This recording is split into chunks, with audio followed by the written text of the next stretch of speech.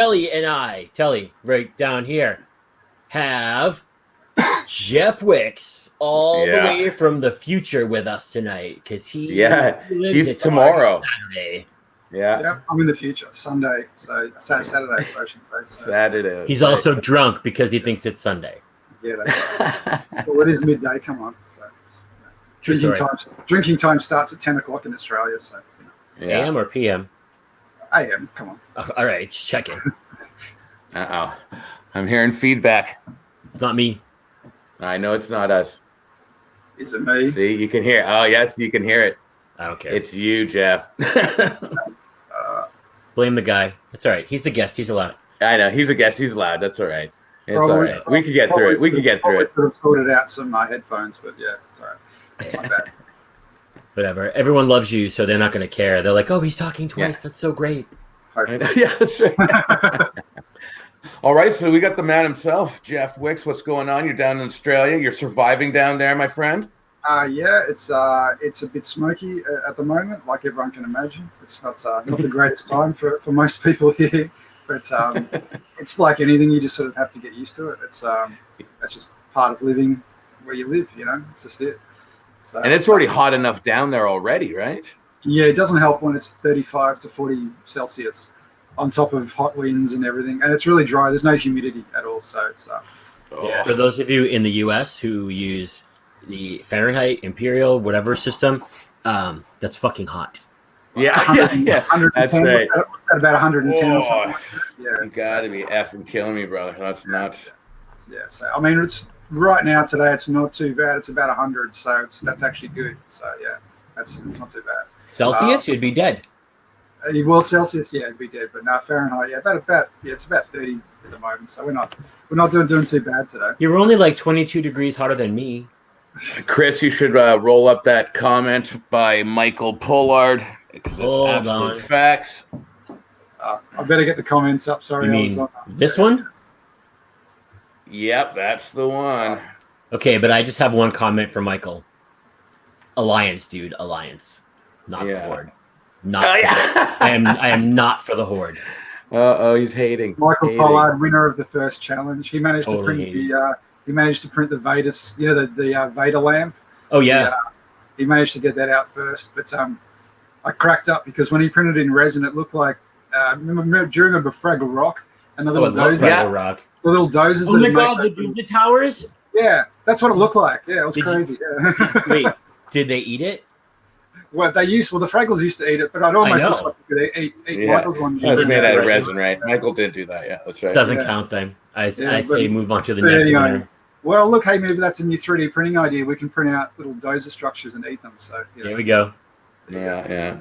So, Geoff, let's talk about you from the beginning. I've known you for a while now, and when I first met you, you were designing. You were pretty big. Probably, and still, I think we've talked about this before. Goddamn, Birdhouse gets exclusive on Thingiverse, but yet you got a gazillion downloads. But you were one of the biggest guys on Thingiverse back in the day. But you kind of came back from like fixing Xerox machines and doing that type of background at that time, right? Yeah, like I it's one of those things. It was always a hobby, like everything. I'm probably. Started in about 2010. I went to an expo, like probably most of you, and saw a printer and went, "Yeah, that's what I want to do." But unfortunately, like everyone else, you've got jobs and you've got kids, and you can't just jump straight into it like that. So it's a progression, But as things go, we ended up moving to the country, and I got the opportunity to actually, build up a bit of a workshop and things like that. So it was it was good, but it's just been a fun ride. I can't sort of imagine anything funner to do, really. I mean, I grew up watching old, sci-fi horror movies. So for me, I wanted to do models and special effects and miniatures and stuff. So to be able to just go, I can make a miniature and bang. Because there's one thing. It's there. When you sculpt with clay, there's one thing. You don't have an undo button with clay. You've got an undo button with ZBrush. It's like, I screwed that up. Okay, back 10 steps and I can start at that bit again. Whereas with clay, it's like you take a whole chunk out and you're like, okay, I got to redo that. And it's a whole different thing, So I find it good in that way as well. And so, is that what you started with originally? Was it ZBrush? Or is that now something you're into that now, though, aren't you? Look, Blender was probably the first one that I really got into. Like I started with 3D Max originally, but gotcha. Okay. As time went on, Blender being free for starters, and running on almost a potato PC, you could run it on anything really. So Blender was the choice for a while. Geoff, do you remember? Like, I'm going back a long time. Do you remember KPT Bryce? Oh, Bryce, yeah. That's what I started with. Yeah, look, like Bryce was good. If the problem is back then, a lot of people didn't actually know how to make the models to import into Bryce to render. Right. In the scene. So you relied on downloading whatever from anywhere, you know. So, but when you think about what we were using, we were just using simple spheres and pyramids and you know, and it was an awesome render engine. It still is. I'll be honest, it still is actually pretty good. If someone wants to pick up something and just render a really nice sort of fantasy scene without knowing how to gorgeous. Yeah, I did. Back in the day, I used Bryce to actually render. I used to do not a super known fact, but I've always been like a graphic designer, and I used to work for a company. I was the art director, and I did a lot of album cover design.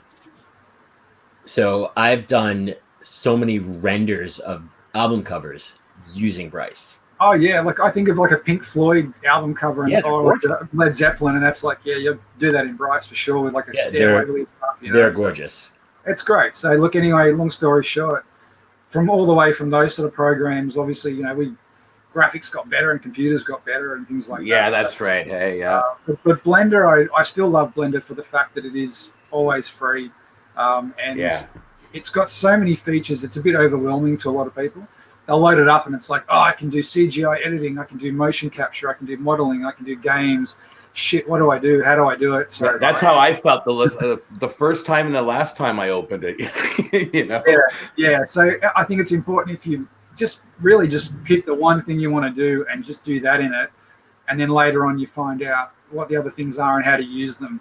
Because you'd be amazed what you can do with an iPhone and Blender as far as CGI. It's mind blowing. If you watch a few YouTube tutorials, you can really be a master within a couple of days. It's just that learning curve you got to get over, and ZBrush is no different.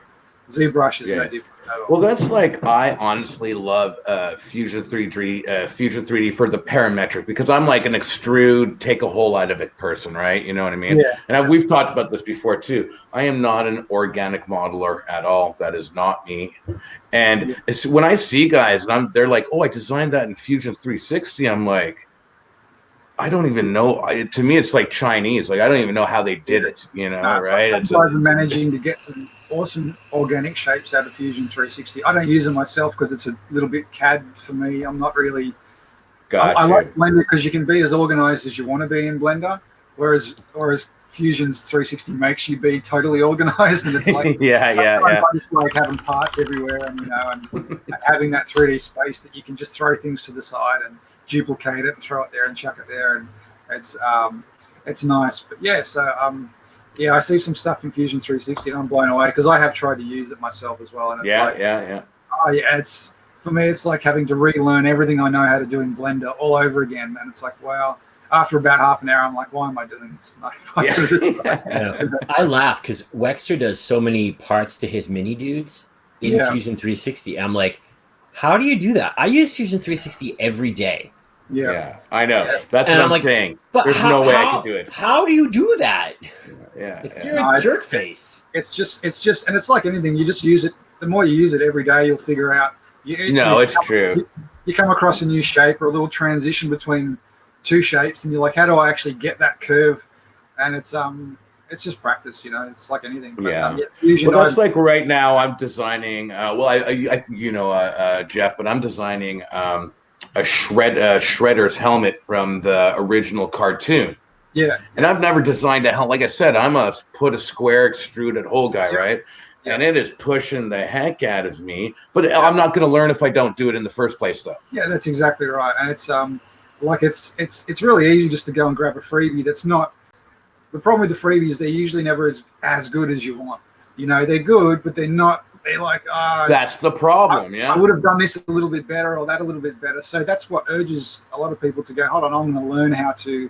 It's like Michael Badley, who does the droids, like who didn't make models at all before, and then just got into it and taught himself, and he makes the most amazing geared mechanisms, electronics, and things like that, and the droids themselves. So it's just really down to just how much motivation you've got to make things better for yourself.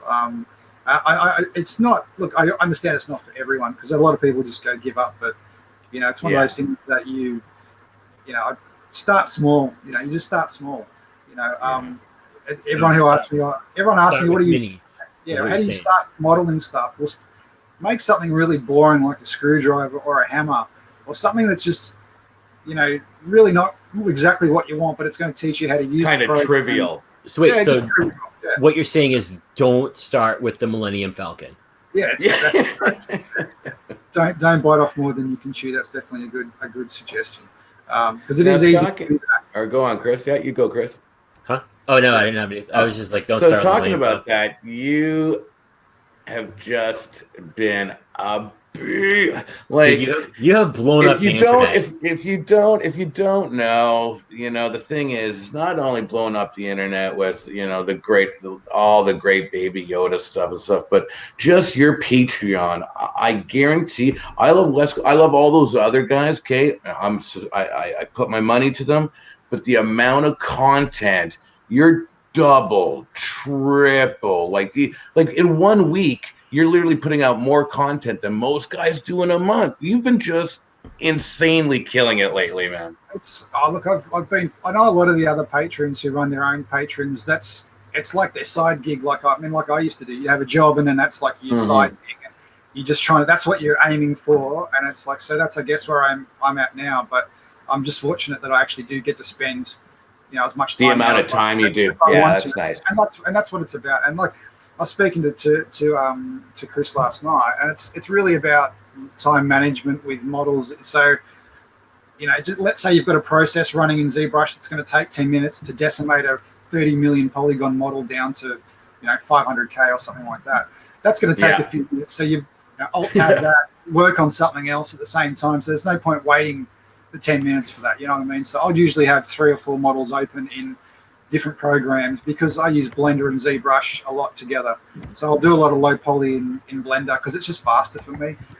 And then I'll move it to ZBrush where I can do the sculpting and organic stuff a lot more efficiently. Yeah. So you can sculpt in Blender, but it's nowhere near the power of ZBrush at all. Not even close. Yeah. That's funny, that comment by Philip Williams there. He works harder than Santa at Xmas and Christmas. Yeah, that's true. I'm reading them now. Yeah, no, that's that's funny. Yeah, but it's one of those things. If you enjoy it, it's like anything. I think a good job is one where you don't watch the clock. That's the only way I can put it. Like there's nothing worse than a job where you just go, I wish the day would just freaking end. Man, if I watched the clock, I'd be dead. Yeah, and it's just but that's the point. If I'm doing something like this and I don't even want to look at the clock because I'm just in the zone, type thing. I think that's when you found the job you sort of want to keep doing. So, like I said, I'm 42. I reckon I've got another 20 years. Oh God, you're so old. Yeah. How old are you? 42? Oh, you're killing me. I'm 45, man. Look, no one wants to work past 65. Let's be honest. So I'm gonna be 50. I'm gonna be 50 in 6 days. In 6 days. I'm 45. Chris was hitting 50. You're the pup. Also, Wexter only has 6 more days to give me my Optimus Prime. Oh man, I love that stream with him. Every time he'd be like, "Oh, fuck the Optimus Prime!" Stop bringing up Optimus Prime. It's funny. Like, hashtag Weskler Optimus Prime. By the way, is that a Patreon release that he's doing? Or? No, I keep harassing him to do it. He harasses him any chance he gets. I want an amazing Optimus Prime bust, like a G1. Yeah, like a G1. Yeah. No one does it, so I've been begging Wex to do it forever, and he's just like, no, someday. You see, that's what I think. A lot of guys, like designers, when they hear Transformer stuff, they think it's got to transform or be a robot, but just a static bust. No, I just want a bust. Sick. Yeah, that'd be sick, right? You know what I mean? And that's actually not that bad, because Transformers themselves are inherently primitive square. Shapes. That's right. They're polygonal. Is that what the right looks word? like might be organic shapes. They're not really organic. They're just very sharp bevels everywhere. Something like Voltron. Yeah, like Voltron. Yeah, that's right. Yeah. And see, that's how honestly, like, 'cause, like, once again, that's why I love I'm like that type of guy, is because when I look at something, I just look at the simple shapes and try to get close to it and get there. You know? Yeah, and that's all it is, though. You've a lot of the time, and it really depends on how your program works. Blender, the new version of Blender is much better. I'm older. Oh, Officially, yeah. Yeah, Bill is 10 days older than me. Classic. Yeah, no, it's the new Blender, as I was saying. Sorry, it's you've got a lot more options to import reference images and place them at a lot better angles. Before, reference images were like a thing that was in the background, and they weren't really a physical object. They were just something you loaded in. Whereas now they're like a plane that you can actually mess with, and that makes things a lot easier, especially when you can get that many reference shots of something. But like I was saying before to you guys, it's one thing to take reference shots, but when you can actually get a physical item. So don't worry, guys. I am actually doing the heavy armor. I've got one here. Nice. Nice. It takes about 1/10 of the time when you've got the physical object and you can actually get some calipers out and measure things up, and then just blow the whole thing up to a certain degree, like Colin did with the tie. Did you see the giant? You know what I want? It is you. You got that Picard scan, don't you? I mean, mold or don't? Wasn't it you that had that? Or yeah. Yeah. Oh, you got to see this. This would. Oh, yeah. Oh, that's sick. Oh, right. You scan that, and what he could. Oh, that would just. Oh, look at that. Can you push it up closer? Yeah. Probably gonna mess it up, but yeah. Oh, there you go. Thank you. Full screen. Yeah. Oh my. And that actually is a laser module in the thingo. So unfortunately, you blind yourself when you put it on. But yeah, that's pretty cool. Yeah. Oh, that's so dope. I've got a few heads. Yeah. So. Yeah. You got a little Arnie head too, don't you? I think. Yeah, I've got. I do cast the Robocops. This one's a. Oh yeah, the Robocop cast. That is sick too. Yeah, look at that. This one's a very super thin cast because it's going to go on the actual. You can see it's actually like super thin. But it's going to go on the life size bust that I'm doing. See, like under a helmet as a display, and then you could that would just be insane, right? You know what I mean? Yeah, look, that's it. It's look, it's one of those things like if I had time, I'd get it done. Yeah, I know, right? On top of everything else, thanks, man. Look, it's one of those things. Like every now and again, I'll pull something out and go, okay, today's the day I'm going to finish this thing. Usually, when I see like an Adam Savage video or something, I'm like, yeah, okay, I'm motivated now. Let's do it. Yeah. Oh, I know. That guy's such a genius, right? Just I'm just jealous of everything. He's like, like his one-day build videos, and he's just made a masterpiece, right? It's like I hate you. What he can do in one day is crazy, but and it comes down to just that collection of tools and all those years of. Yeah, that's right. Yeah.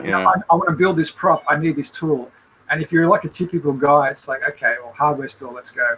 I need this thing now. Like I'm only going to use it once, but hey, I need it. Yeah. Well, that's still now. Even though I'm of course heavily involved in 3D printing, but I still follow a lot of foam cosplay guys, right? That make the helmets, the whole armor, and everything out of foam. And these guys are doing amazing work, right? And to me, I look at it, I'm like, how did you take these mats from Canadian Tire and make that? It just blows my mind. It's like the guy who takes the car parts and turns it into a Predator sculpture out of metal, and it's like, that's right. Yeah. Like, dude, that's brilliant. It's like anything. I was just reading a comment from William there about spacecrafts, and it's like, I started modeling. That's what I actually started making in the beginning.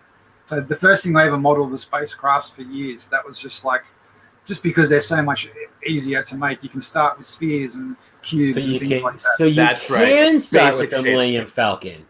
Well, in certain ways, yeah. I mean, if you look at one, there's actually one on Thingiverse that not mine, but a really simplistic Millennium Falcon that everyone loves printing it. You print it up right. That's right. Yeah. But it's a nice little model, though. Half triangles done. Great model, yeah.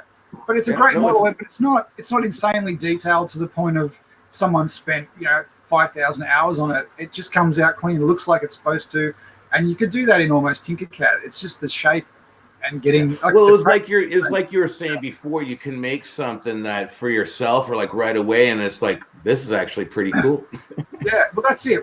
There's nothing better than actually having something, and then 10 minutes later, it's out on the printer and it's coming out. It's like, that's what addicted me to 3D printing. It wasn't so much, I've got to make all these models for everyone. It's about just, I've got this idea in my head. Can I actually make that? Or I used to be able to make it out of all these different things, wood, metal, and it's. A lot of people say it's cheating, but when you've made props for that many years out of other stuff, it's not cheating. It's just like it's work smarter, not harder. It's just that's all. That's it. Yeah, that's what I see. A lot of these guys, they're like, you see them on their their foam channels. They're like, we got a 3D printer, and you see one video, and they went right back to foam because for them, they've had years of making, this is the way it works for me, super fast, or they know what they do and they have it pat down, right? Yeah, that's right. And so it's, if you've got your thing happening, it's like guys who do vac forming, they prefer to do that because it's just. That's right. And hey, I mean, I've got a little vac former, but definitely not a big, costume sort of type size machine. And even in that's got its own issues. It's like 3D printing. You've always got, teething problems and issues that you're going to have. But at the same time, it's like, if you prefer to do that, do it. That's all I say, really. Use whatever you really want to use. Like I get a bit tired when I see people say it's cheating because it's not cheating. It's especially when you use, a lot of the time you're using mixed media. Yeah, that's right. Some of it might be printed, but some of it's not, or it just depends. That's right. Especially when you've got an SLA printer, as you know, God, how could you not use it for little detailed, tiny parts? Yeah, that's right. Yeah, so let's also talk about one of the biggest subjects, which you, again, I think you're one of the only Patreons and one that said it before anyone. Go ahead, sell my models. It's your plastic, your time. Just don't sell my files. And if you could, it'd be nice to get a little credit in there. Yeah, it's my problem. Like I said to someone the other day, what goes into your printer is my problem. What comes out is yours. So that works on a lot. That works on a lot of levels. But it's true. Yeah. At the end of the day, you're the one that pressed go and printed it, and it's your plastic that you bought. It's not my position to say. And besides that, I don't have licensing. I do fan art. It's not. I can't say. But you say that. See, you say that, but no one else. There's so many guys out there. They're like, oh, well, do you know how many? I spent hundreds of hours and blah blah. Yeah, but you stole it from another IP. Oh, but and they get all barky, right? You know what I mean? Like I do the odd, my own sculpts that aren't anything else IP. But even those, I don't really sort of put any restrictions on because it's like That's not what I got into it for. I got into it so I could get out of my shitty job and 3D print for a living. So that's what I'm trying to help other people to do. And God, if we can all do that, then why not? Because there's enough. There's enough for everyone. Yeah. I mean, that's right. We've all got enough print orders. I don't know anyone who's really struggling that bad with 3D printing. Even though everyone's got their own printer, they can go to Aldi and buy a printer for $200.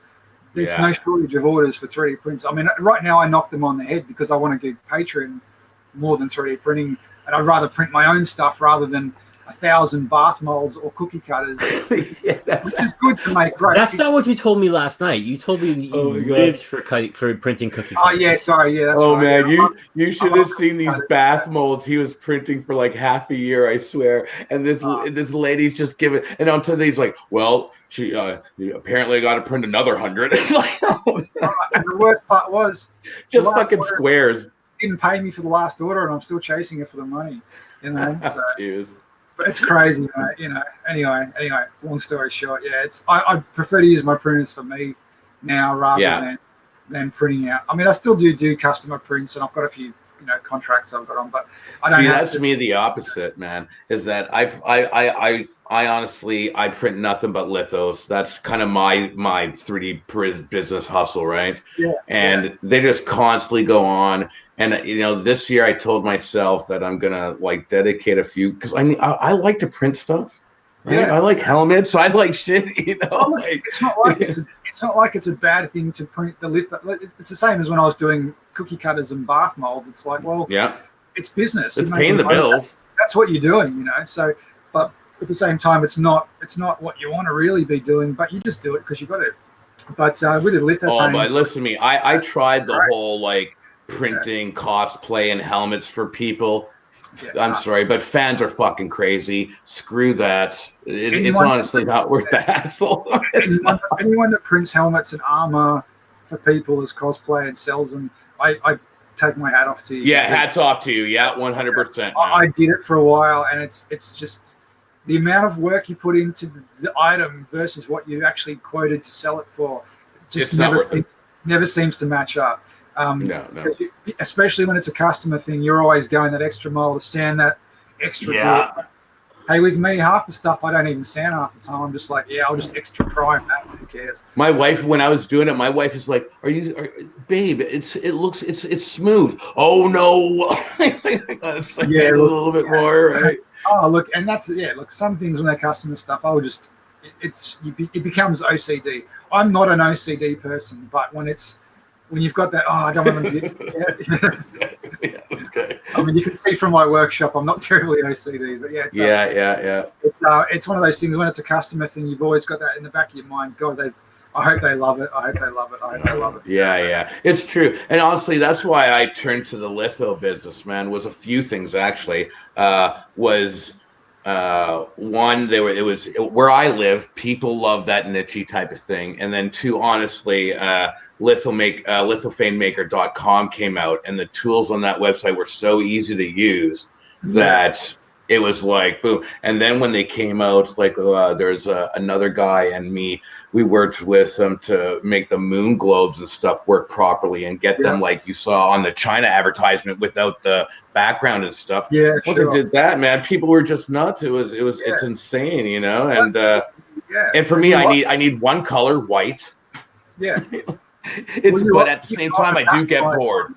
You can offer customized ones too, which they don't seem to do on the eBay. It's just the moon. And that's exactly it. Like I could put any lettering you want, you know, whatever picture, 2 pictures, 3 pictures. And I actually designed, if you guys go onto the user's Facebook, I designed a Death Star texture, right? Yeah. So I love you to the Death Star back lithophane globe. Yeah, too, I right? saw that. That was great. And it's sick, right? I think it's awesome personally. No, it looks good. I saw that. That was really good. And that's the thing. Man. If you've got a good thing, you go for it. And you just got to find that niche. Because, I mean, I know some people. That's right. It's there's so many things you can sell. I mean, like Chris is doing the clocks, and you're doing. Oh yeah. I was doing. I'm a whore. I'll make anything. Oh yeah, I was about to say. I agree. There's only 2 things that I will not print for a customer. Well, I will not print a sex toy because and I will not print a realistic looking gun. Well, we can't even think about. I agree. In Australia, you can't even think about printing that stuff. Yeah. You're lucky if you can print a blaster. You can't print sex toys in Australia. Oh, you can print sex toys. No. Dragon dildos were a great business in 2017. So no guns. The only things I'll do are really sci-fi looking guns. Yeah, looking. So it's not. I'll do blasters and I'll do anything like Fortnite guns, shit like that. Whatever, I don't care. Oh, I'm not super into the Nerf realistic. scene. The Nerf gun scene right now. These guys from straight 3D printing, right? They're you build your own gun. You buy a couple motors, a couple lipos, and you 3D print these amazing Nerf guns, man. It's crazy. Yeah. It's insane. And that's what I love about 3D printing too. Is each alley it goes into, right? Anything you can think of. There's probably something that 3D printing could help with that. There's because we're talking about finding niches, right? Oh yeah, and look, I think anyone who's got a 3D printer, even if you just got one printer, just one, if it hasn't paid for itself 5 times already, then you're not trying hard enough. Because that's right. Yeah, there's so many things like train parts. Like I think the very first thing I started selling on eBay was quadcopter parts. So answer that, Telly, if you need. Yeah. Look at your screen. Yeah. Look at my screen. Okay, sorry. Which screen am I looking at? Oh, great. Is there a certain setup that folks should start with lithofanes? You know what? I'm going to tell you right now. With lithofanes, it's really going to be to your slicer settings. And here's what I do. I use 99% infill. I use 100 walls or parameters. So it's actually all the walls filling. I also print it on the Y-axis and also literally almost 0 retraction.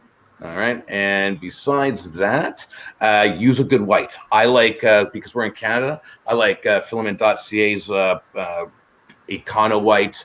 Matt is not in Canada. Yeah. Or But if you're Canada. not, eSun Cool White is one of the best ones to print lithophanes from too. But if you're talking about a setup, it's really about your slicer settings. I was just looking for. I had a plastic here. It was a 3D Phillies. It's actually called Lithophane White. They've actually made a white specifically for Lithophane. It does seem to be a little bit more transparent. I don't know whether they've just thrown less pellets into the mix or whatever, but it actually does a very good lithophane. It's outstanding. Also, Geoff, the conversation you and I had last night, right there. Oh, yeah. Oh, I don't know if you guys are going to be able to see that. Dang it. Can't. I'm going to have to turn the light off here.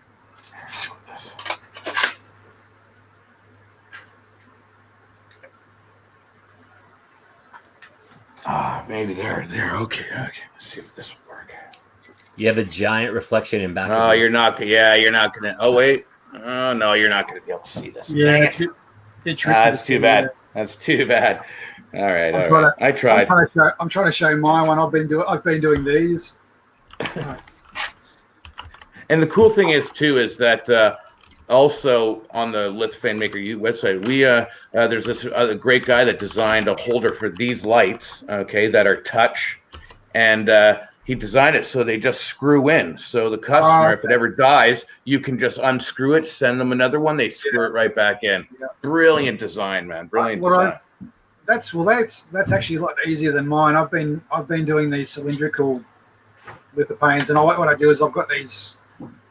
It's a bit hard to see in my light. It's like a. No, I see what you're saying. Yeah, so basically they're just like a little 3D RGB touch light that you just sort of slip in. Yeah. Are we doing like lithophane show off? Okay, fine. Yeah, I guess. Well, we can't really do it. The lighting, all our lighting sucks. Our lighting sucks apparently. Like, this is actually a Star Wars lithophane, but I don't think I can actually light it up well enough to show you. Yeah, so. Look at Chris and his nice camera. Look at me. That's good. This was our trip. This is actually a family picture. This was from our trip to Disney World. Yeah, so then I made a Disney box, and it didn't even turn it. Do you turn it on? Turn it on, man. I can't. It's USB powered. Wait, that's right. Yeah. Wait, because you're the only one that's got you got the best camera out of all of us. So I'm sure we'll be able to see it on yours. It's only 720p. Wait. Well, it looks better. Hold on. Oh wait. I don't have to have this plugged in anymore. Because you can even tell my marquee light's really bright, right? Yeah, it is bright. Wait, hold on. I can do this. Hold on. I can do it right on. Let's see it. I can do it. Because I think it'll show up on yours, so that's cool. Why is it not on? Wait. You broke it.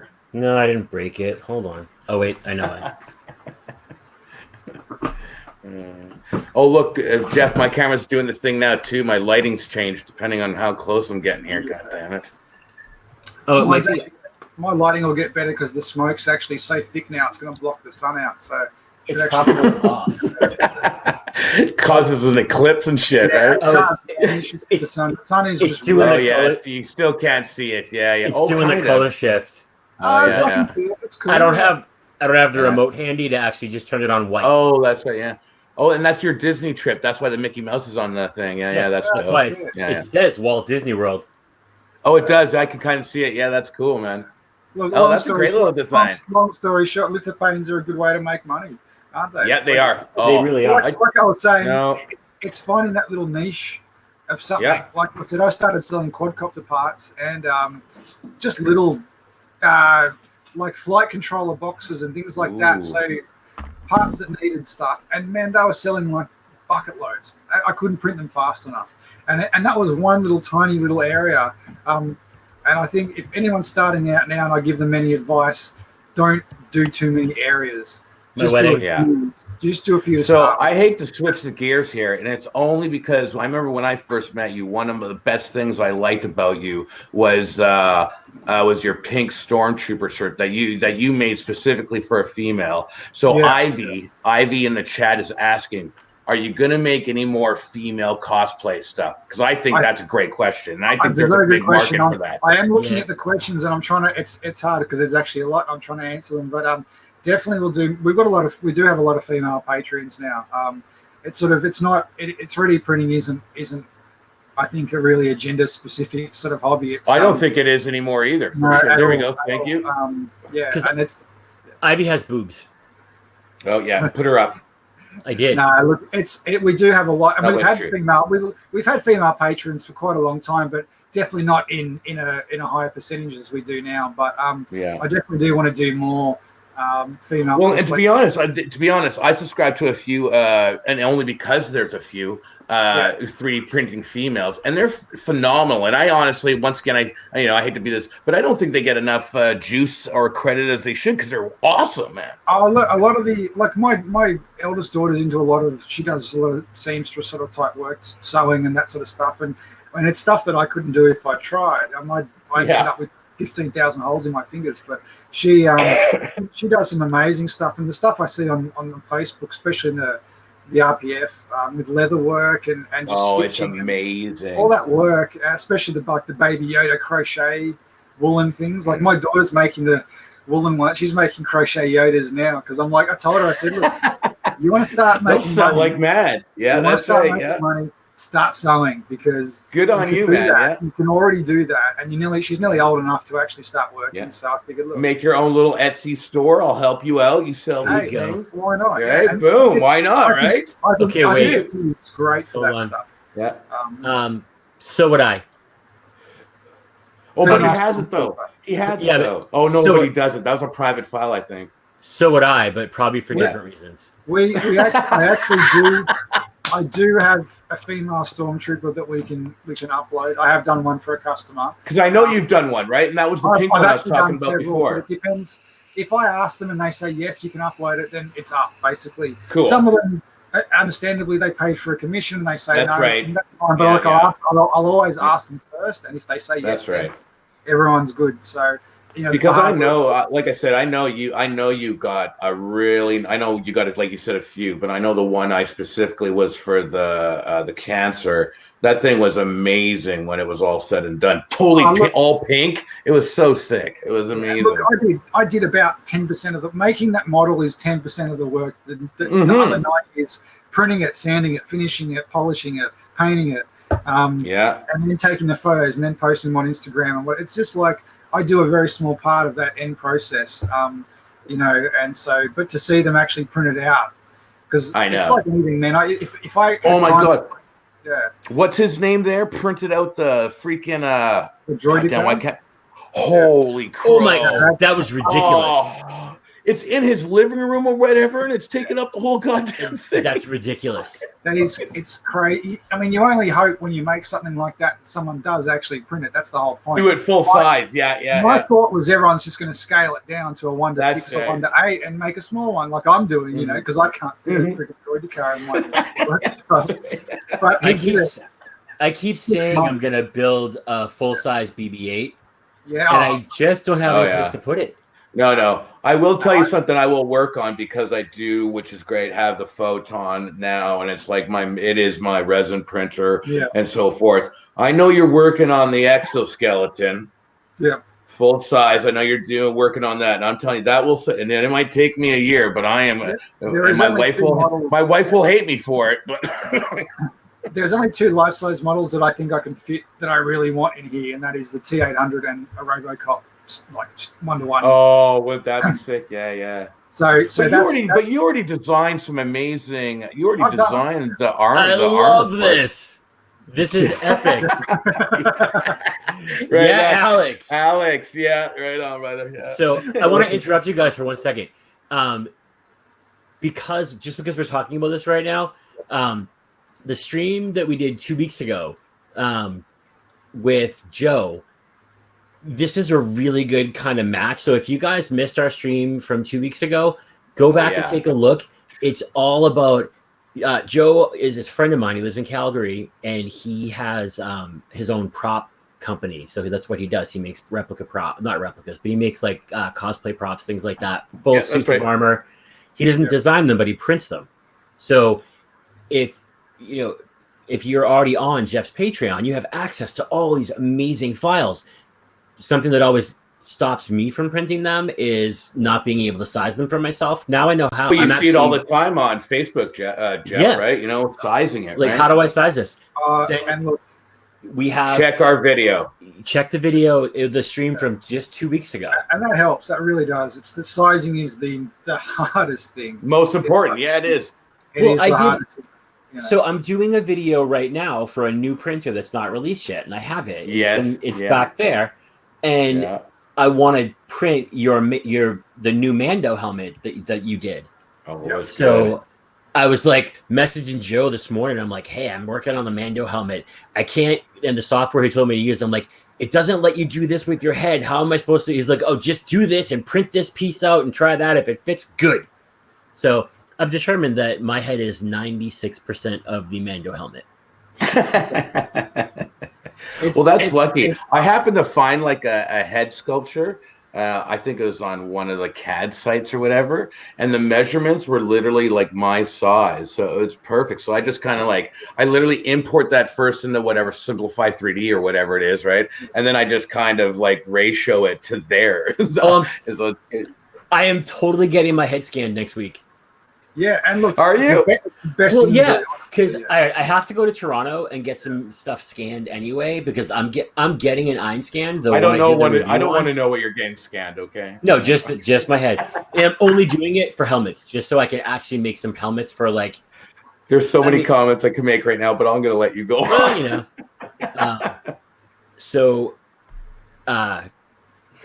Because I'm fuck you. So.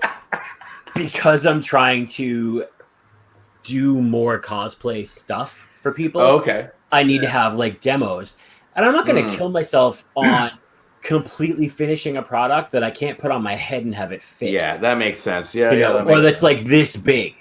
Yeah. So, and that happens. It's funny because like, people will print out a helmet that's like 3 sizes too big, and I'll get a bit of trouble for it. It's like I can't. I can only make it one size. I can't. Yeah, one size. That's right. It's not one size fits all. I can't make it.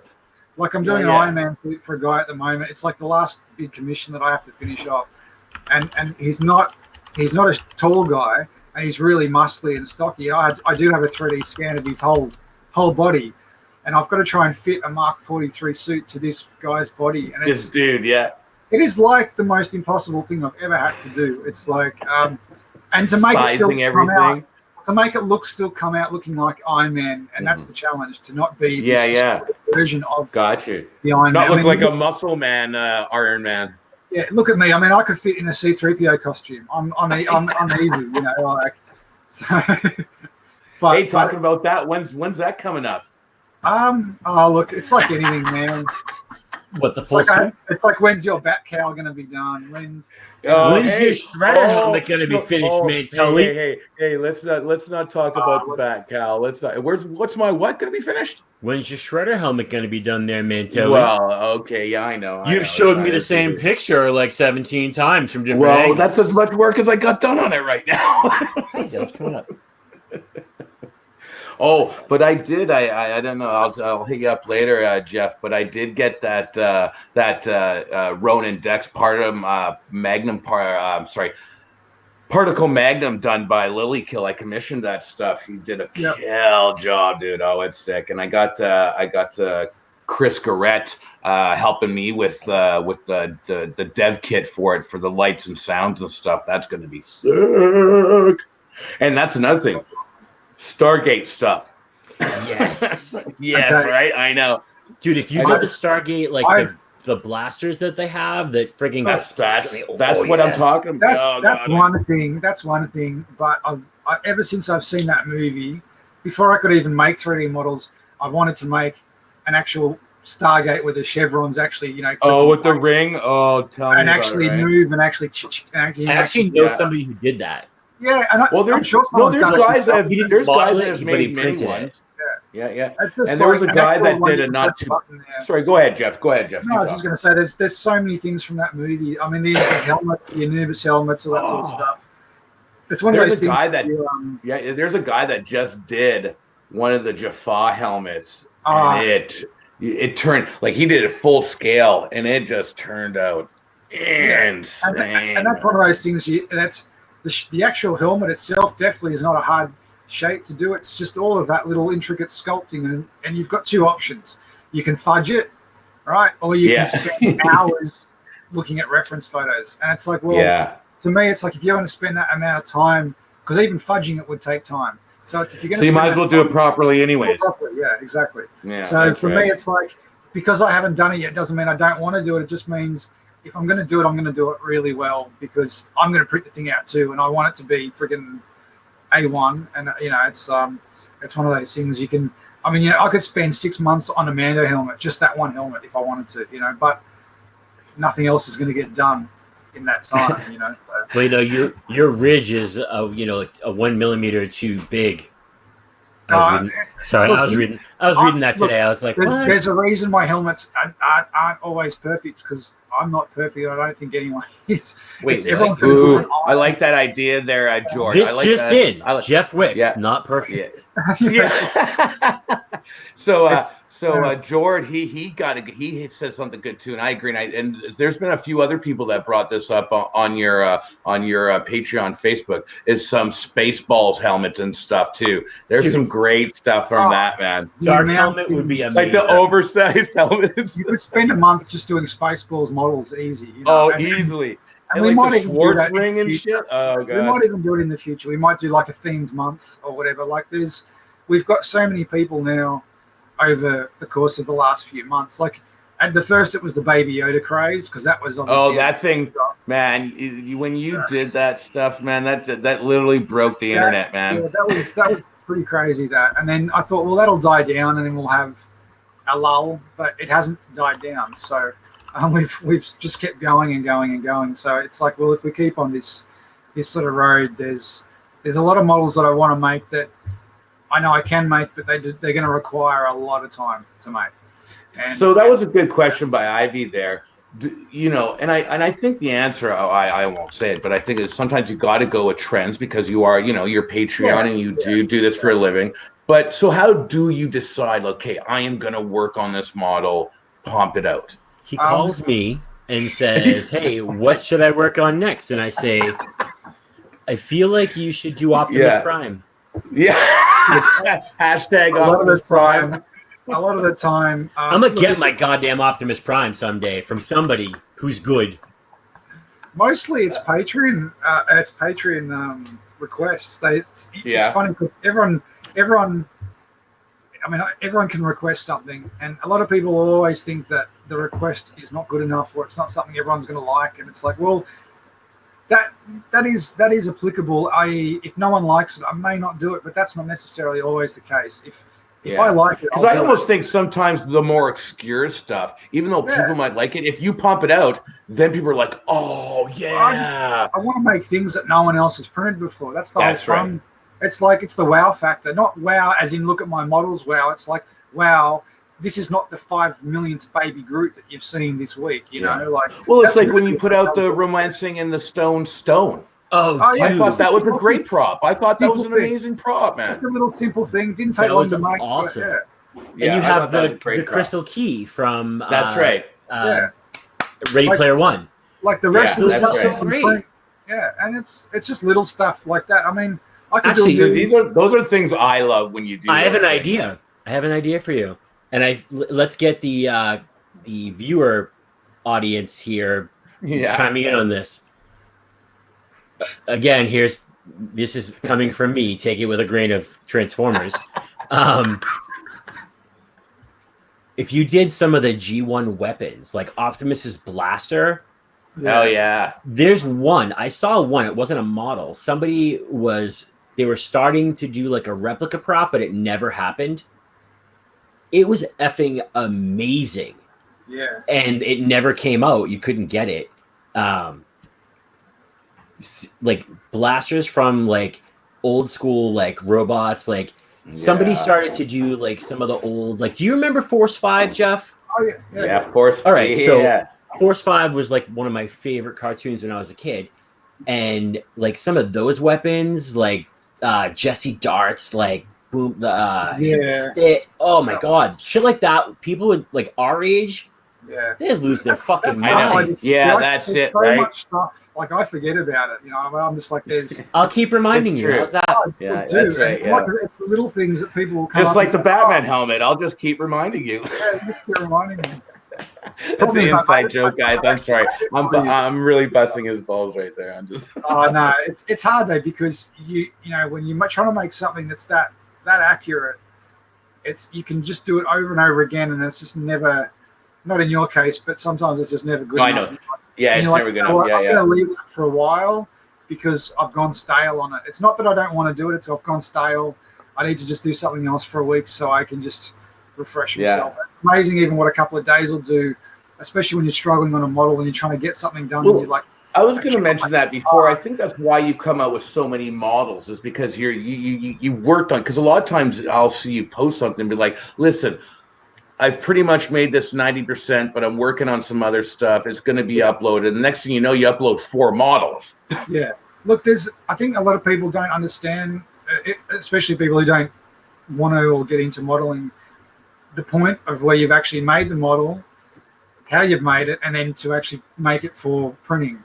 So you either do all of the steps along the way that help you in that little last piece where you have to export all the STLs and all that sort of stuff and plate them and fix them, and because if you don't do that, like fixing your models through limit state. Oh well, limit state's probably the best fix that money can buy. Yeah. If you buy it. Yeah, and it's expensive as shit too. It's like $800 Canadian, but it's amazing. Yeah, man, it works. It's the best thing ever. Yeah, if you're a serious modeler and you want to run something, it's just. I remember when you used to spend bazillion hours with NetFab or something. Bill just nailed it. Boobo. What? Boobo look at the comment. Oh, Boobo. Boobo the owl. That would be amazing. Yeah. Oh, are you talking from Clash of the Titans? Yeah. Oh God, that's so funny. Who said that? Do you know what? I'm going to tell you something. My God, funny. that would be the best ever. Someone suggested that a long time ago. It didn't get a good reaction. I wanted to do it. Yeah, I'm giving you a fantastic reaction right now. I'm giving you a triple. If I had triple thumbs up, I would do that. Not my cup of tea. And I'm like, okay, maybe I won't now. But I do really want to do that model. Yeah. I feel you should. That would be you amazing. should do that right after you do Optimus Prime. Yeah. I'm gonna get. By the way, hashtag Optimus Prime. I'm gonna get my goddamn Optimus Prime someday. I'll give you an example. People are gonna be like, listen, okay, dude, wait till we get Eastman on. I'm gonna harass him too. Your show's really nice, but could you tell Chris to shut the fuck? Dude, wait till we get Eastman on. I'm gonna do the same thing to him. Like, dude, fucking David, man, I need an Optimus. If we had the choice, we'd be making every model under the sun. That's the truth. That's the truth, dude. That's the other thing. I want to have an Optimus Prime bust from all of my favorite modelers, all in different poses, and be like, "This is my that would be nice. This is my Optimus shrine." Shrine, yeah. Well, I'm just saying that it'll be a Robocop shrine. That's pretty much what I'm trying to do. And I think that's the other thing. I think sometimes people on Patreon don't Ivy realize. wants a helmet. Oh yeah. But the reason she wants the helmet is because of this. Yeah, then Chris has to wear it on stream. Oh, that would be funny. He'd wear it the whole goddamn thing. Like I wouldn't. Yeah, I'm being honest. But I was gonna say, I think that's the other thing is people don't realize. Like, okay, I put a request in. Like you said, it doesn't mean that you're not going to do it. It could be 6 months down the road. It's just that you have so many things already that you're working on. Like you said, it'd be great if, you had 6 arms and you could, model 100 models per hour, right? But that's not the way it works, unfortunately. And you can't really, it's like anything. And look, sometimes you'll actually do part of a model, but just get stuck on it and just go, you know what?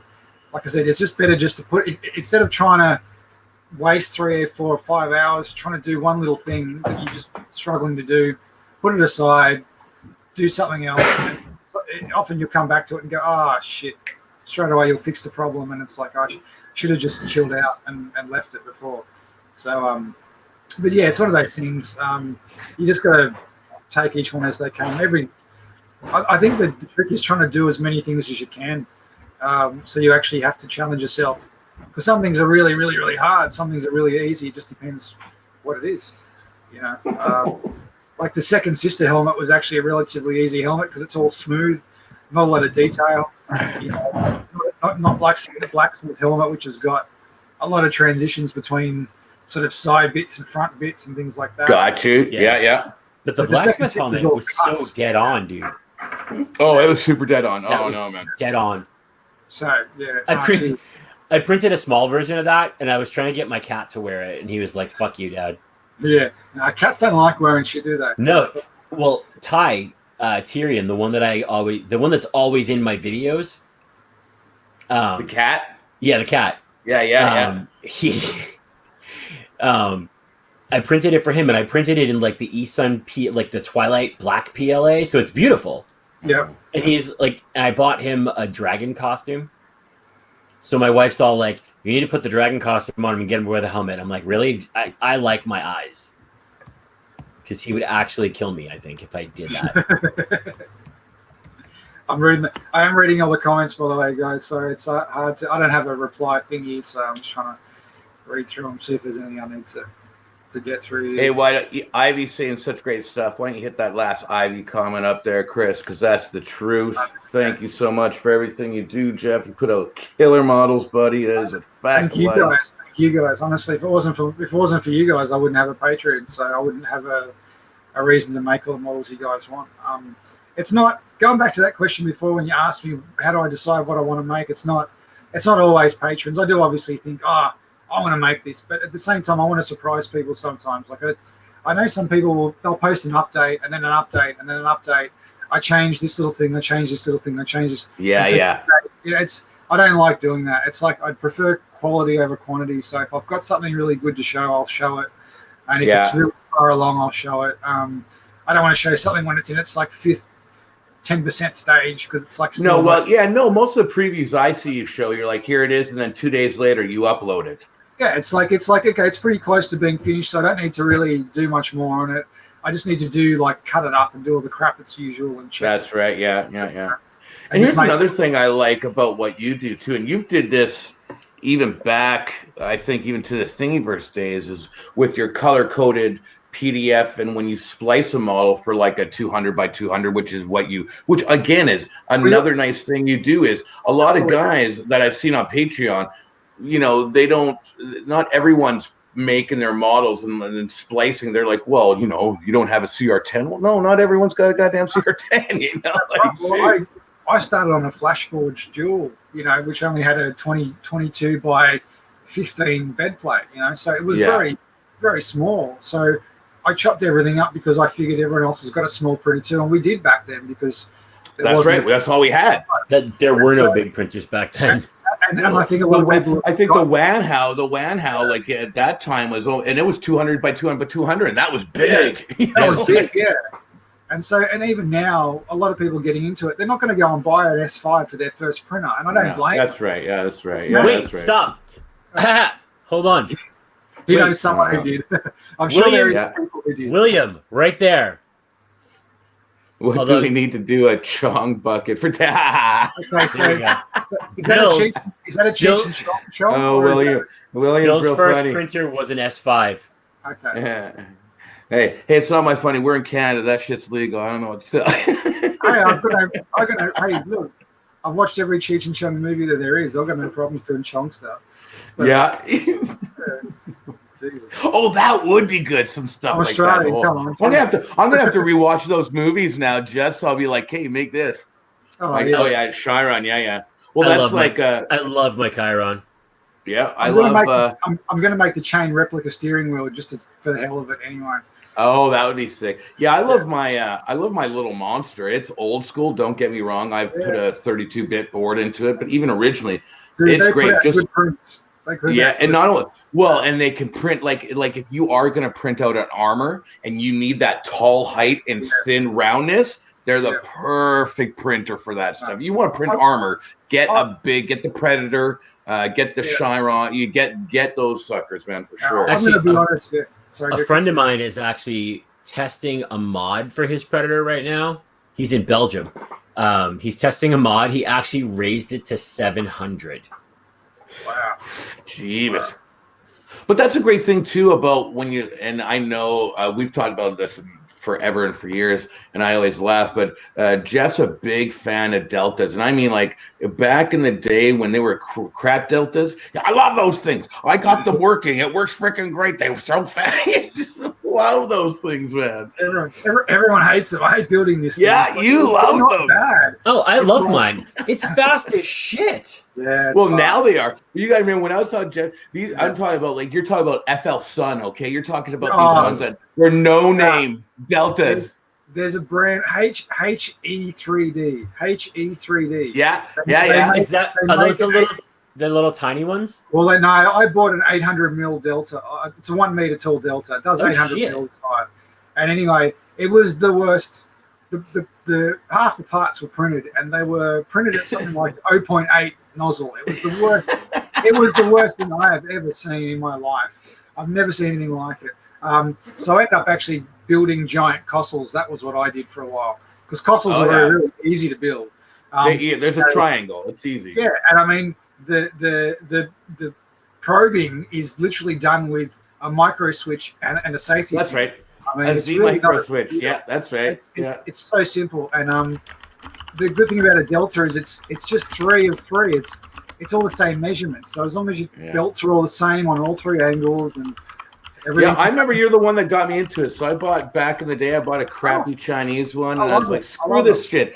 And then I learned, and then you helped me learn how to properly, and that's everyone's problem. Now you don't have to worry. There's auto level everywhere. You taught me how to level it properly, level it. And then after that, I loved them. I bought a few more after that. Now, shoot, there's no reason not to buy a Delta because they got auto level. They're pretty simple to use. Like, and if you're trying to set up a farm and you want to fit more machines in a space, you go a Delta. But as you said before, it comes down to what you print. If you're printing big armor stuff, they're ideal. But it's the only thing that puts them down is obviously the build width, the width of them. So if they could, and the problem is to get a wider Delta. You know, you either lose height because you've got to sort of everything compromises with a Delta. And there's actually online on Google, you can actually make a Delta machine online live, like in a virtual environment. That's right. I know exactly what you're talking about. Yeah, that's so right. You can cut all your beams to the right length. So if you want a Delta that's short and wide, you can do that, and it'll calculate all your lengths for you. You cut them up, build your Delta, and you're done. And you can do it in a day if you like. It's true. Yeah. And honestly, it's the cheapest machine you can build, as far as I'm concerned. As far as actually, buy literally 2 meters of a couple of meters of extrusion, cut it up yourself. Cut it up yourself. Yeah. It just depends how much effort you want to go to. But personally, the enders that I've got behind me for $200 odd, you can just buy it. Like I couldn't be buying building a printer for $200. Really. I can't say too much. It's like people can't say much, but there's some printers coming up on the market here, man. Yes, there are, sir. That are so ridiculous, and I mean, I'm talking about AUD because your price is the same as Canadian price, they're right? pretty much. Actually, our dollar is a little bit better than theirs right now. I think. A little. But I mean, but there's printers coming up here soon on the market, and like you were talking about before, these days there's no reason not to get into 3D printing. Okay, these printers are coming out, and there's just no reason. And now that 32, like 30, like the SKRs and stuff, 32-bit boards are so cheap these days and stuff. You know, it's getting so ridiculous. It's getting ridiculous how cheap it is, printers. Dude, I'm buying kits on Amazon in the US. An SKR 1.3 with a set of 2209s in UART mode already for $55. Wow. But you can't lose. I paid more than that I wanted to upgrade my S4 with the new board. That's right. You love that S4 with that on there. I paid more than that for a Creality stock V2 board or V2.1 board. Oh, we pay at least $100 for a Duet. Or Duet Wi-Fi is a bit even more for a Wi-Fi. Well, listen, they were the bomb.com back in the day because they're the 32-bit board. Okay, online GUI. All right, it was an amazing board, but now even the clones, and then you got these SK ones. Yeah. Unfortunately, I hate to say it, and I love Duet because they were the originators, but I think they're almost a little past. They're charging the same price, and they're pricing themselves out of the market. Yeah, you can't. And you see it all the time happening in 3D printing industry. With 3D printing companies go down because they're like, oh, we're still trying to sell our 200 by 200 printer for $1,200. Yeah, it just doesn't work in the market.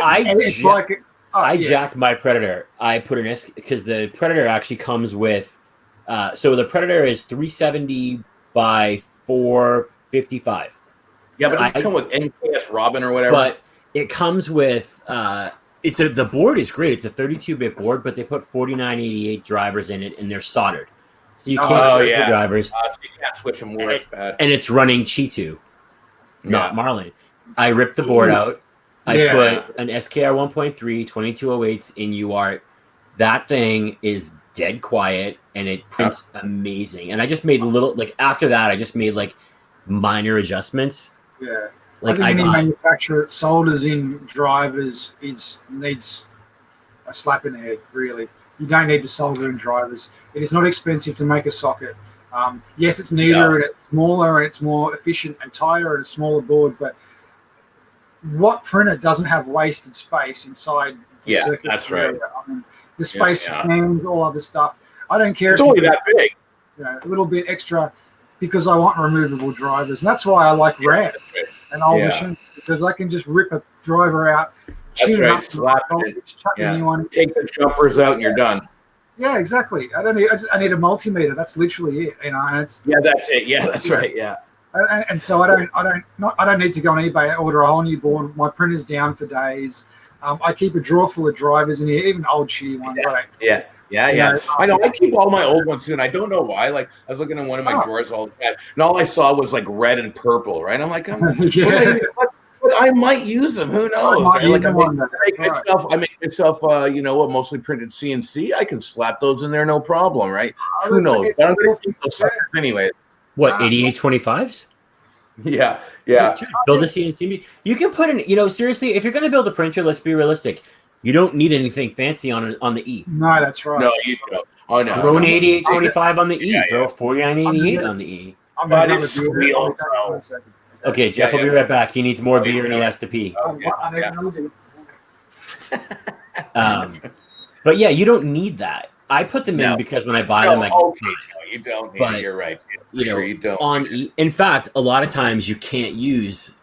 If you want to use linear advance, you still really can't use a 2208 on the E. Man, here's the thing with I don't use linear advance. I don't care. Yeah, I've mentioned this before. Okay, the only reason you're using linear advance is if you got a Core XY, because you got a card and style print. You're trying to print faster, and really, it's not. You only can do so much. It has so many limits. I'm sorry. That's the way the frame is. That's the way it's built. There's motion. You got the bed going back and forth. Yeah. Oh, you got a Core XY. You got a Core XY. Rock that linear advance because you can get pretty nice prints at a very nice speed. But I see people, linear advance. Forget about that stuff, man. Put S curve on and then forget about anything else. That's it. Back. Sorry, guys. No worries. Yeah, no worries. I need a beer fridge in my workshop. That's the one thing I don't. Yeah. You should print one. Yeah, that's a good idea, actually. Design one that's the alien queen on the door. Yeah, nice. Nailed it. Well, you already could do that. You could just put his model on a door of a fridge, really, anyway. It'd be way more fun to actually redesign the door. I'll print it on my S5 for you. That was a nice little request that you did. That was nice, and some guys are printing it out, and that one guy did it, but there's someone that I just saw the other. They're printing that. It was on a table, and the head of the inlet looked pretty big, man. That's not. Oh, is it Will? Oh, is that Will? Oh, yeah. Massive. He's doing a big one. Will, you're a beast with the prints, brother. Because it's gonna be heavy when it's done. But I mean, that's a wall hanger. It was designed to print big. That's the whole point. What I do, I have a plan coming up. I'm going to try and get through some of. I'm sorry, I sound like a tin can, Thev. It's unfortunately it's being in Australia. Jeff lives in the outback. Our uploads. When you say outback, no, that dude lives. He doesn't live in the outback. He lives in the boonies. Yeah, he lives in the bush. I'm literally in the bush. So our internet, I'm uploading at about 60 kilobytes a second. So the fact that you're even seeing me or hearing me, I don't laugh. even if you're hearing me or seeing me, that's a good start. So Yeah. I'm actually surprised too. Your video quality today. No, it's doing great. It's doing great. Is much better than it was last night. night. Yeah. Or this morning. Okay. This morning. Yeah. Oh yeah, this morning for me. Yeah. No, it's weird, but yeah, no, it's I'm gonna try and look at some of these things here. Let's see what's everyone asking. I know there's lots of people talking. Yeah. Let's pay attention to these guys. Let's see. Okay. I'm just laughing because yeah. everybody's talking about Anycubic printers, and I don't know if I have actually said this yet, but I now officially work for Anycubic. Yes, he does. Yes, and congratulations on that, Chris. So I am the Delta up there behind I see it. Oh, is that the Castle, the old one? That's the old castle, yeah. I'll admit too, I'm a very good friend with Anycubic. Well, I'm good friends with a lot of companies, but Anycubic lately, actually in the last 6 months, have been very good to my Facebook group and to me. And honestly, again, I'm gonna say most under every CR10. You know what? Get an i3 Mega, dude. They're so ridiculous. Dual Z. Literally, you open the box, you put it together with a couple screws, and it literally is a pretty good out of the box experience, man. Like I got two now, and and both were Amazon returns, honestly. And the only reason they were returned is because the person that was using it didn't know what the F they were doing. I got them, set it up. Brilliant, man. Brilliant. Returns are a great business to get in for anyone who's technically minded. Really. I actually don't do support. I'll send you support tickets. No, I don't actually do support. I am the North American marketing lead. Send that to Anycubic Lily. She will help you out 100%. Lily, you know what? Go on the Facebook group and message. Yeah, that is the best. Amy will get you to. I mean, I actually monitor those too. To be honest, I'm not really. It's not my job to answer them, but I do a lot of times, especially if they're easy ones that they don't actually need a ticket for. But yes, so if you message the Facebook group, Amy is really good at, worst case, getting you in touch with who you need to get in touch with. Sure. And I love that tip that you just, I don't want to pass by that because that's funny. I forgot because I was trying to mention it before. Another tip for anyone out there, if you have been involved with a certain company for a long time, so you've been talking to the reps like we do and everyone else, you eventually end up talking to a rep, talk to them about an Amazon return. Because you will get phenomenal printers for amazing prices. But you have to be careful. A lot of times, you get them and they need parts. They're missing. Somebody bought it. Right. Somebody bought it, stole 3 parts, and returned it for things that the parts that you need. And if you don't have easy access to getting those things, it's but what really I'm difficult. saying though, I agree. But what I'm saying is, if you've been in it long enough and you're already talking to reps, you got parts in your house, right? You know what I mean? It's not going to be that much of an investment, right? You're going to pretty much. I mean, even if it's missing shit, you're going to get a great printer for a very low cost, man. 100%. And once you start building up a bit of a library of parts of machines that you've got, you end up just using them as basically skeletons to rip parts off other ones. And I need a new board. Well, that board's okay, but it's got dead motors. Well, I'll take the board out of that one. And it's just it's what it's all about. It's about building up that sort of that sort of workshop of parts. A little bit of supplies behind you. Yeah, most people have got those parts already if they've been. That's what I'm saying. Yeah, that's exactly what I'm saying, right? Yeah. Most people got those parts anyways, so. Yeah. Mate, if you haven't got a drawer full of stepper drivers, then I don't know. You must only have one printer because I keep literally a drawer full of stepper drivers because it's funny though, they don't die very often, but I just it's one of those things. And when they do, it's like the worst thing ever to figure out because you're like, well, stepper drivers don't go, so it can't be that. Mm-hmm. That's it. And that's why I love the Enders. Having the same machine, I can rip something off one and chuck it on another, or even better, the Enders are really, really good for mods like the laser mods, like this one here. I did a 15-watt mod on. What, did you put a little laser engraver on that? That's a 15-watt laser module. Nice. 15 watt. So next up, did you burn through the bed yet, or what? Jeebus. It actually burns the aluminium on the bed. It actually scorches it. This engraves aluminium iPhones. If you want to engrave iPhones, this will do it.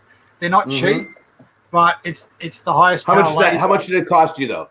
This was about $300, but it's the highest power laser you can buy in a module. So you don't need that, right? Honestly, if I did it all again, I'd probably go for about a 7 watt. because you can do acrylic with a 7-watt, but the 15 cuts through things like butter. Like this cut through, it's almost it's a bit scary how powerful it is, to be honest with you. So I'm going to say right now, even though he's talking about this, don't use a laser on your 3D printer, not in an enclosure. And always with goggles. I know. Don't listen to this Australian outbush guy. No. I have 2 lasers. I'm experimenting, okay? I have the laser. I have the Creality laser that I got with my very first CR10.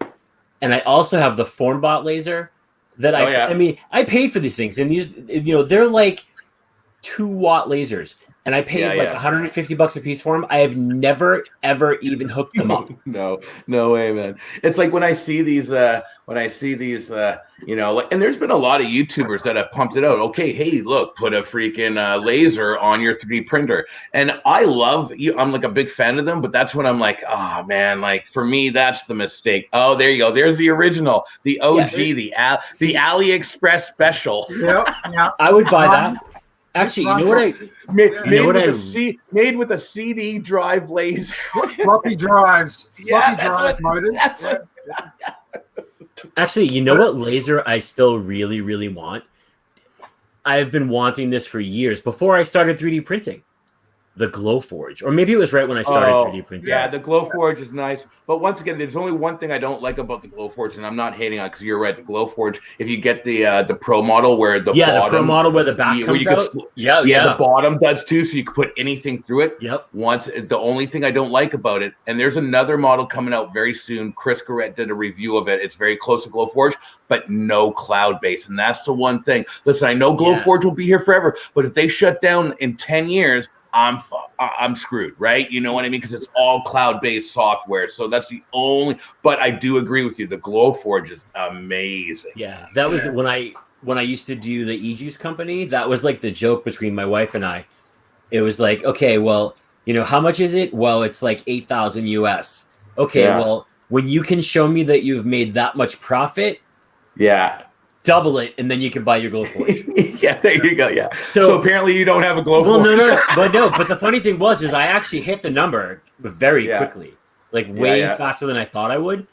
I hit the number, and then I'm like, I don't want to spend that much money on a Glowforge. I know. See, that's funny you mentioned the Glowforge. I still want it, but I don't want to spend that much money on it. I was looking at it not too long ago, maybe 4 or 5 months ago. But right now, there's a lot of other ones that are coming out. And they honestly, it's not that they're clones because they're not trying to clone it, but they're very similar companies doing it, but they're doing it non-cloud based. And when you see this year coming up, you'll see these models come up, and those will be the ones to get. Because like I said, cloud-based. I love cloud-based because other things are doing the work for you. I don't need it. I just want it. I know. That's what turns me off. 360. That's what turns me off Fusion 360. It's the cloud-based aspect of it. Although it's but it's not to render on all these computers. But you don't have to be cloud-based for that. No, you can save it local. But it seems to have more benefits to be cloud-based on it. Well, especially when it comes to rendering the cloud-based stuff, But even having to log in, I never render on. And this is why I love Blender. Blender doesn't ask anything of you to log in. I got you. That makes sense too. It's small. It's about 300, 400 megabytes, even for the latest version. And it doesn't ask one single thing. It asks you, if you love us, donate. But other than that, go wild, do what you want. We don't ask for money. That's funny that you say that, because every time Fusion updates, I have to re-sign in, and I know it's not a big deal, but I'm like, what am I going to re-sign in? It is a program every day that you don't have to sign into, and then you forget your password and all that crap. It's just little things like that. I hear you. I hear you. And look, it's a little thing, but Blender, like I said, that's legit though. That is legit for sure. I hear you. Like I said, it doesn't bother me because honestly, I've never been a designer. I never did CAD, okay? And I took and I've told all you guys about it. And I'll tell you guys, if you want to learn Fusion 360, go to Udemy, all right? And you'll check out the Fusion 360 for 3D printing course. It's the best course. I went literally from I never designed anything to I went to design my own rubber band gun within a week. That course is amazing. Now it is parametric design. It's not it's not using the organic stuff, but at the same time, you want to get into it. It's very quick. But like you said, I don't know any better. You know what I mean? So I tell you why Blender I suggest is because it does both. So even when I said back before that it's not as good as ZBrush, I'm gonna have to check it out. I didn't mean that it's not good at sculpting. I mean it's not as good. You got to remember, ZBrush is primarily a sculpting program, and it was made more from a designer's perspective. And I was saying, that's right, yeah, like a modeler's view, like a it's sculptor. Like a classic case of you got a team of people making a computer game. Okay, one guy's the maths genius, but he sucks at art. He's just a genius, but he can't draw to save his life. That's right. Yeah, the art guy's great at drawing, but he sucks at maths. Okay. Yeah, that's sometimes right. Yeah. People make programs where they're like that. So ZBrush is very much was the art guy making a program, getting some help from the smart guy, and thinking, we still want to make it arty. So the interface sucks a little bit. Blender is the opposite. It's the smart guy wanting to make an arty program, you know. So that's Benchy. I've never printed one single Benchy, and I'm fucking. This is off. Hey, I'm the only reason I'm pumping this out. I'm showing this, Chris, because this is the printer we can't speak of right now. Oh. But look at that. That just came off there. It does look nice. Look at this. Yeah. This just came off there. Yeah. We'll talk about it soon, guys, but we can't talk about it right now. But actually, what I can say is my video on this will be releasing in very early February. Versus 3D. Of course, all those links will be down there. All the links are in the bottom. Same with Jeff's Patreon. Make sure if you're not, it is right below. Check that out. Scroll down. That's right. Hell yeah. Scroll down and hit show more. Yeah, and not only that, if you're not a subscriber, help us out. Subscribe, hit the bell, do all that other YouTube stuff we're supposed to say. Yeah, you know what's funny? I actually thought about that. I was like, I don't think either of us has ever asked anybody to subscribe or anything. So I know, we never asked. I know. Maybe we should do that at the end of this stream. So it's been in the back of my head. So it's already done. Hey, if you haven't subscribed, please subscribe to our channel. We have less than 100 subscribers, and it makes us sad. It doesn't make me sad, man. I like it. You know what? Honestly, I love our streams because, like, honestly, Geoff said, we were talking earlier, and he's like, honestly, I'm not a stream guy. I like, because he loves being behind the camera and stuff like that. And he's like, if it wasn't for you guys, and I've seen your streams before, and I know it's fun, I wouldn't do it. I remember when Geoff was on our first stream. He was just in the he was chat. one of the first guys hanging out. Yeah, man. And he was just a little bit. Then he's finally like, I gotta go. I have like a life and shit to do. So, like, people keep bugging me to make models. What am I doing here? Shut up, you two idiots. Look, I love it. I love it. Look, I'm always going to get bugged, and it's. But no, we're really glad to have you. Requests and I can handle, but at the same time, it's like you want to please everyone, but you can never please everyone. It's one of those things. Well, ain't that the truth, though, brother? With an Optimus Prime. Hashtag Optimus Prime. Hey, look, you got the gears turning, so it's a lot of things. Like I said, come down to the. But wait, hold on. Hold on. I can't hear you now because I unplugged. Okay. Oh, yeah, unplugged, yeah. So, Geoff, on top of everything else, so how about this, Geoff? Do you got any, we're on the stream, you got any little tidbits, something that you haven't peeked out that you could tell that's coming out? No one can see his okay. What's coming out, brother? I do have one. Okay, so. Yeah. What is it? Okay, so we've reached our Patreon goal, which is pretty amazing because, honestly, freaking awesome. It took 3 years to even get. One second, Chris. Go ahead, Geoff. We've reached our Patreon goal now, so obviously the step is now to obviously fulfill what that goal is, and that's now doing Patreon full time. But so obviously, what's the next goal? So we'll probably have it set at about 1,000 members, and I do want to do. Someone mentioned this. They requested it on the Facebook group the other day.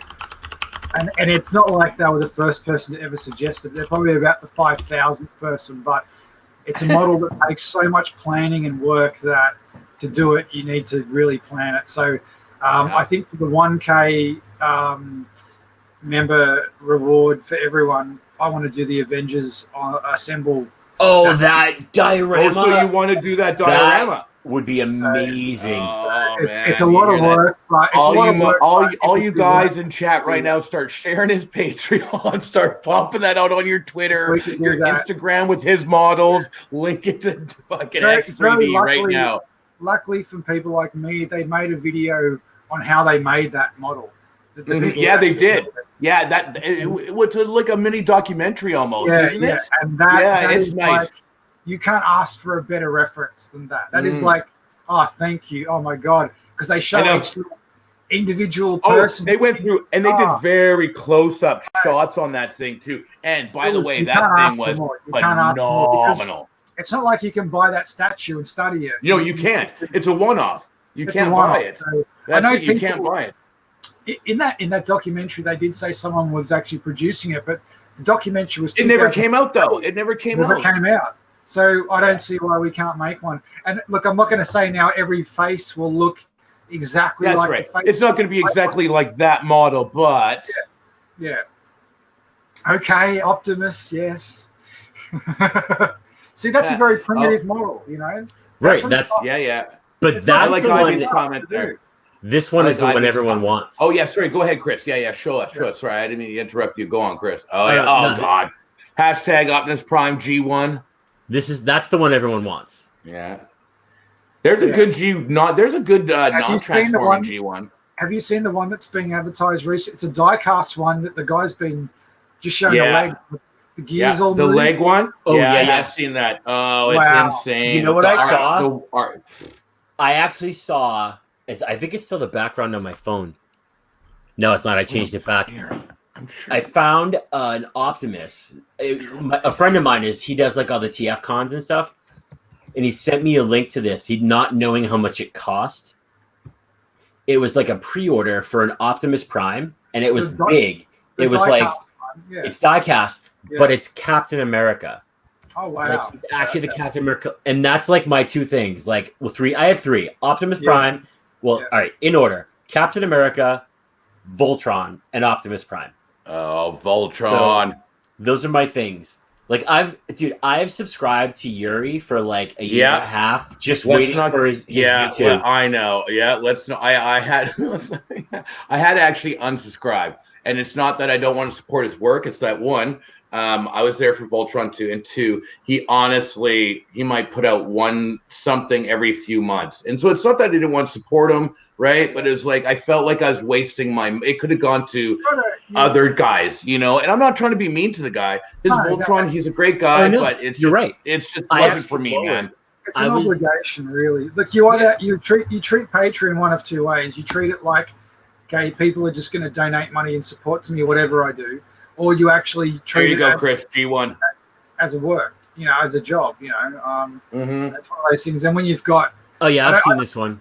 Like So I don't know how a lot of people with tons, like I see people with 5,000 patrons that don't put out a lot. I'm like, how do you even keep? How's that happening? I know, right? Yeah. I know. Because I feel obligated to keep getting more out, and which doesn't bother me because the more patrons I get, the more it's going to happen. So. Now, as we get later in the stream here, I just want to know your cat. What are we talking about? My cat? I wish my cat was here. I don't know where my cat is either. So let's talk about not so much controversial, but let's talk about your history. Yeah, Chris let's talk about your history. Cat. Yeah, I know. Chris is the cat man. Let's talk about your history with Thingiverse. Let's talk about your history just a little bit. I don't want to be negative, but I think it's good to show what's going on and give people background information because that's how I didn't even know you personally at the time. We met through Thingiverse. I met. It wasn't through a 3D printing group. It was through. I hit you up on Thingiverse. That's how we first started hanging out. You to this date have how many downloads on Thingiverse? Millions. Yeah. Okay, now have you the helmet alone is like 500,000 or something. Oh, the Stormtrooper helmet. Oh, dude, that still is replicated in China by recasters. Give me a break. Oh yeah, big time. Now let's talk about this. How many times have you been featured on Thingiverse? Never once. Oh no, sorry. the guy who took my lion and turned it into the hairy lion, he got featured. Yeah, he got featured on your model. You were so mad. Okay, anyways, go. Yeah. He didn't even put it as a remix, the bastard. Anyway, he finally put it as a remix. But anyway, I mean, it doesn't piss you off. It's more like, hey, come on, man. Like, 5,000 people have made the hairy lion, and only like 50 have made the actual lion that is underneath all that hairy shit. So But that's life. That's always the way it is in this. Like, I look at Thingiverse now and I laugh when I see the featured models because they're generally just junk. They're just junk. Now, I feel like a birdhouse. Like a birdhouse. But just, I see things on Thingiverse, not my stuff, but things people have done that just took them months. Amazing. Amazing shit that I honestly was like, in awe of, like, because you know how much printing that takes and how much effort and dedication, and they don't feature anything. The people that I'm going to say right now, I think that's exactly. And I think that's why now, even though My Mini, and I think My Mini, they are the few. They're the only one that they were one of those people that, like, if the model got it to, like, Eastman, he admits. Like, I know. If you looked 6 months ago, okay, the top favorite models, all Eastman bust, right? Dude, I have them all printed. Yeah, and then My Mini Factory did this thing where, okay, you know what? We want to give designers a chance to sell their models. And I peeped at the first, and I'll admit, I was like, oh, what the fuck, blah, blah, blah. But then I realized what they were doing, right? And now they're trying to give credit to these designers. And now, the thing is I don't know what the percentages they take and all that other bullshit, but at least they're promoting designers, unlike Thingiverse, where, like, he designed a freaking hummingbird place, right? You know what I mean? I'm not saying My Mini Factory is the greatest, but at least they're trying to give a venue, Yeah. And look, I would have gone to My Mini Factory, but the problem that I have with them is that they demand that the model is proven to be printable regardless. Like, before they'll even let you post the model, they must have printed it themselves, which I get. Like, I get that aspect. But you don't have that much time. Well, it's not just that. It's like, guys, I've been doing this for 10 friggin' years. If I give you a model, trust me, it's repaired. It's printable. It's flattened on the plate. I'll tell you if it needs supports. I don't need you guys to print a 500-piece droid car before I put it on your site. Oh my God! I see what you're talking about now. I think you should. You should upload that shit to this. So what I do is I go to Cults 3D instead, and Cults 3D is the only site so far where the people who run it seem to be actually nice people, and actually you can talk to them, because I've talked to the guys on My Mini Factory on PinShape. Yeah, I know you have. Yeah. Everywhere over the last decade, and they suck. Cults 3D are the only guys that actually you can talk to, like we're talking now, and actually not have to deal with this bullshit in email after email. And that's funny that you mentioned Cults 3D, because I think actually that website's very underrated. I go to Cults 3D all the time because they have such unique stuff on there. I mean, from architecture to, like, crazy stuff that you just would not think about. It's run by like two guys. It's like looking at printing a guitar. Mm-hmm. And they had some amazing bodies. They do. And speaking of bodies, hold on. Yeah. Ivy wants Disney Battle Princess armor. Oh, that'd be dope. Oh, that'd be wicked. Ivy, I am also like every Disney princesses in Mando armor. Crossing. Speaking of crosses, I do want to do the Green Ranger Shredder cross. Did you see that on the Facebook page? I did. Yeah, I did see that. It was sick. Cool. It looked cool. I mean, I don't know who the hell would actually want it, but I mean, it just looks fun to make. It's one of those things. Yeah. People post that stuff, and it's like, you know what? I haven't seen that before. That looks really cool. But I always think too, if someone went through the process of making the fan art or whatever, right? Yeah, there's got to be someone else that wants it, right? That's right. It's actually, what I like about fan art like that is it's actually well thought out. It wasn't like just a mash. It actually, someone went, okay, well, look, even in a simple drawing, we can actually put two together and make it look like a whole new costume. Well, that's like what you just put out there was that the K9. Love it. What a great concept. It was great, man. The best thing about the K9 is no one can tell me that it's not accurate. It's like, it's like, hey, Jeff, that's not 501 approved. 501 approved. Well, Uh-oh. I guess you won't be. I guess you won't be going on your charity runs then with it. Then. Yeah, that's right.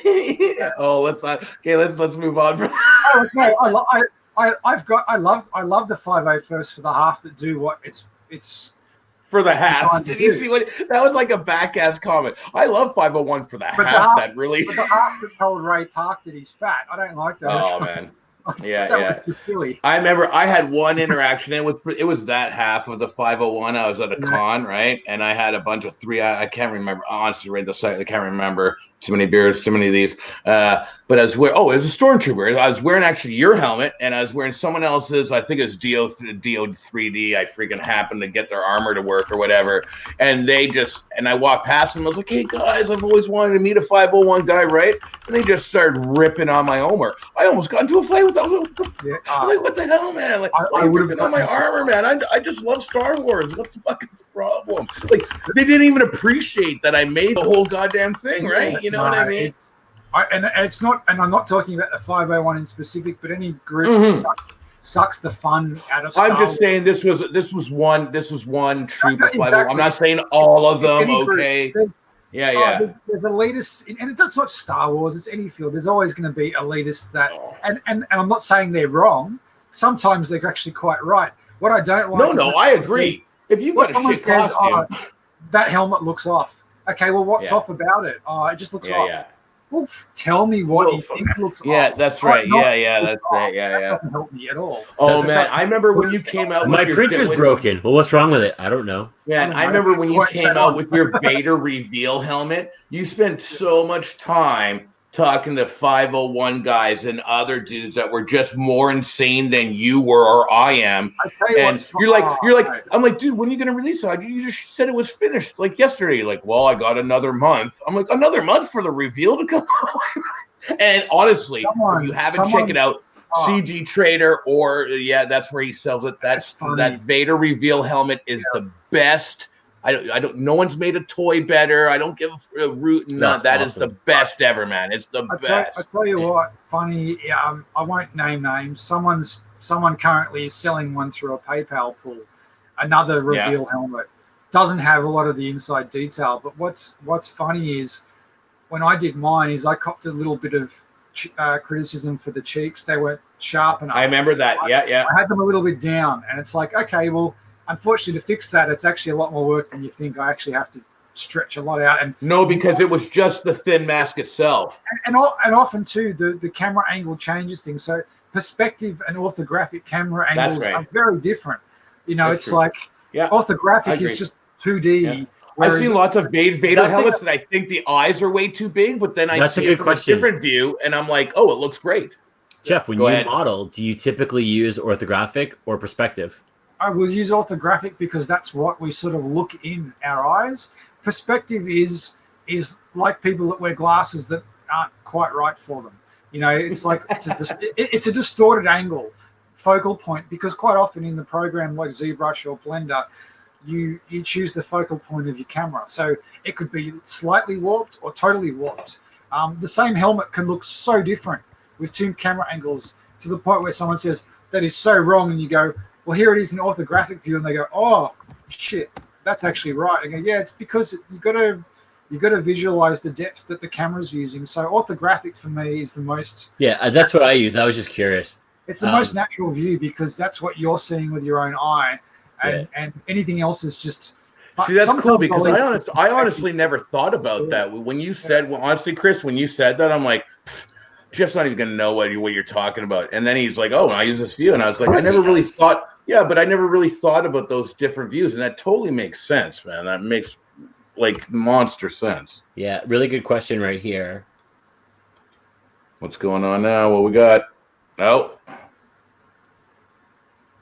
yes, you 100% can. Yes. So here's the only thing is that on that inside, okay, it's going to be kind of stringy. But honestly, no one's going to see that. You sanded a bit. Yeah, who cares? Cut who the cares? strings off and sand it. Cut the strings off, sand it.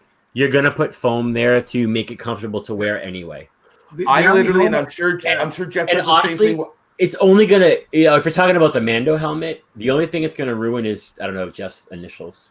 So the only helmets that I would print upside down are ones that have 0 details on the helmet. So like a Vader dome, I would print upside down. Print upside down because you only have that. Yeah, you only have that one thing in the middle.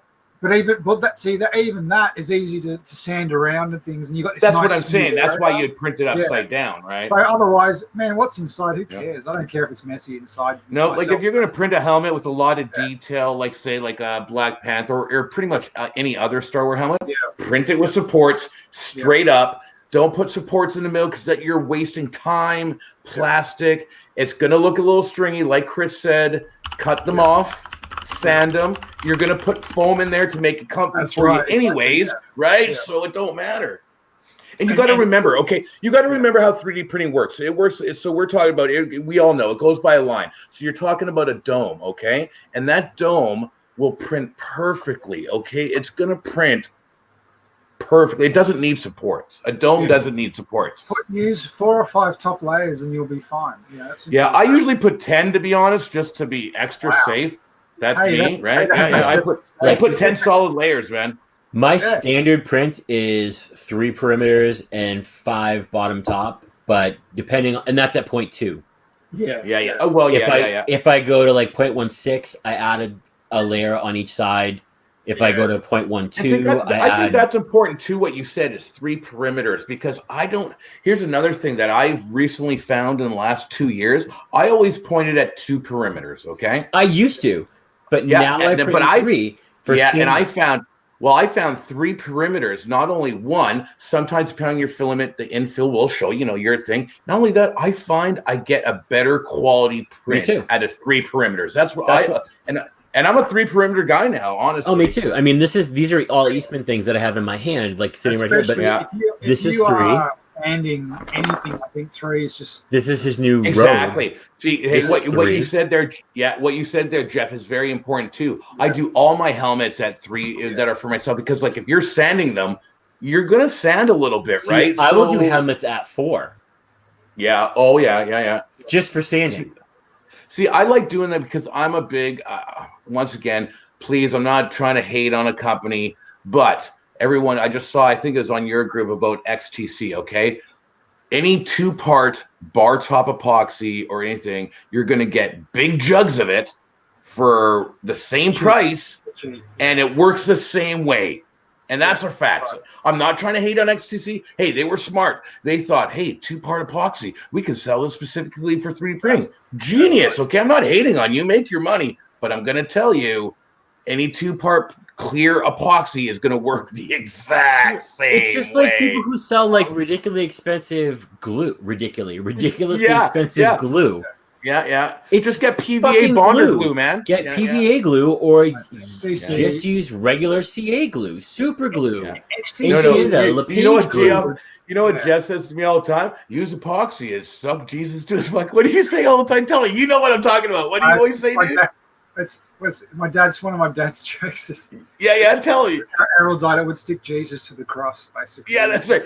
2-part epoxy will work for anything, man. Yeah. And look, really, it's XTC. I do like and I do use a lot, but I don't use it for that final glossy coat. Often, what I often use it for is just like a primer almost. I don't use it. Yeah, that's exact. I don't use it for a glossy coat. I use it for a primer to sand.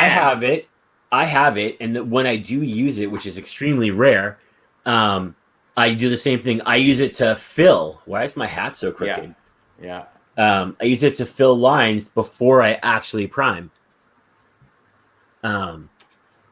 Pause. Matt has a question. Hey, guys, changing the line width in relation to the nozzle diameter. So you're talking about auto, right? I don't use auto, and this is why I'm going to tell you why I don't use auto personally, because it affects your flow rate. All right. If I want my printer tuned, I'm going to set the nozzle width, what it's for, not on auto, and then I'm going to tune my flow rate. Because if you set it to auto, it messes with your flow rate, and that's just a fact of life. And listen, I'm gonna admit there's been printers where I've downloaded like say a profile and they got it on auto, and I'm just like, no, because that means they either didn't know how to tune it or it was too much trouble for them. And I understand. I've been there. You're like, oh God, why is it still under extrude? My flow rate's not right. But once you get there with the proper with your 4-point nozzle width and your correct flow rate, honestly, you can point at 0.2 layers, and it's going to turn out primo. You know what I mean? Like, look, I rarely will print below 0.2. Honestly, I agree, man. Nice, but it's like even my lithophanes, I point at 1.6 at the most, and that's because I know my flow rate is calculated. I know what I have going on, right? Yeah. Look, it's one of those things. It's going to come down to what you're printing, really. I haven't printed a lot lately myself, but it's too hot. It's just too hot. Yeah, literally every printer I turn on adds 5 degrees. Well, you're too busy designing models for us. Well, look, that's it. Well, I heard a rumor he's working on Optimus Prime. Oh, I heard he was working on Optimus Prime. I heard a rumor. Hashtag Optimus Prime. I heard a rumor Geoff Wicks was working on Optimus Prime. I do intend to do an Optimus at some point. I've got a T800 that I really have to. I think what I need to do is finish off what's been promised, and then we'll work on. Well, maybe an Optimus Prime costume. So we've had when we've had designers on, they let a little secret out. So give us a little secret. What's the next model? Not the 1000K. Okay, I want to know, what are you uploading next? What's coming out, man? Tell me. The absolute next model will be the Jet Trooper suit from the new Star Wars movie. So really, you're coming out with the full suit. I'm doing the full suit. I've already done everything up to the helmet. Absolutely everything up to here, literally. Yeah. The helmet is the last thing. The jetpack was an absolute bitch. Nightmare. It was really like compared to a Boba Fett jetpack, which is just primitive shapes. That's right. Yeah. Basic to make. The jetpack for the Jet Trooper was freaking hard because I haven't actually seen the movie yet. So I'm trying to look at references. Yeah, I haven't watched it yet either. Without ruining the movie, I'm trying to find references. The best thing I found was the Hot Toys model they made.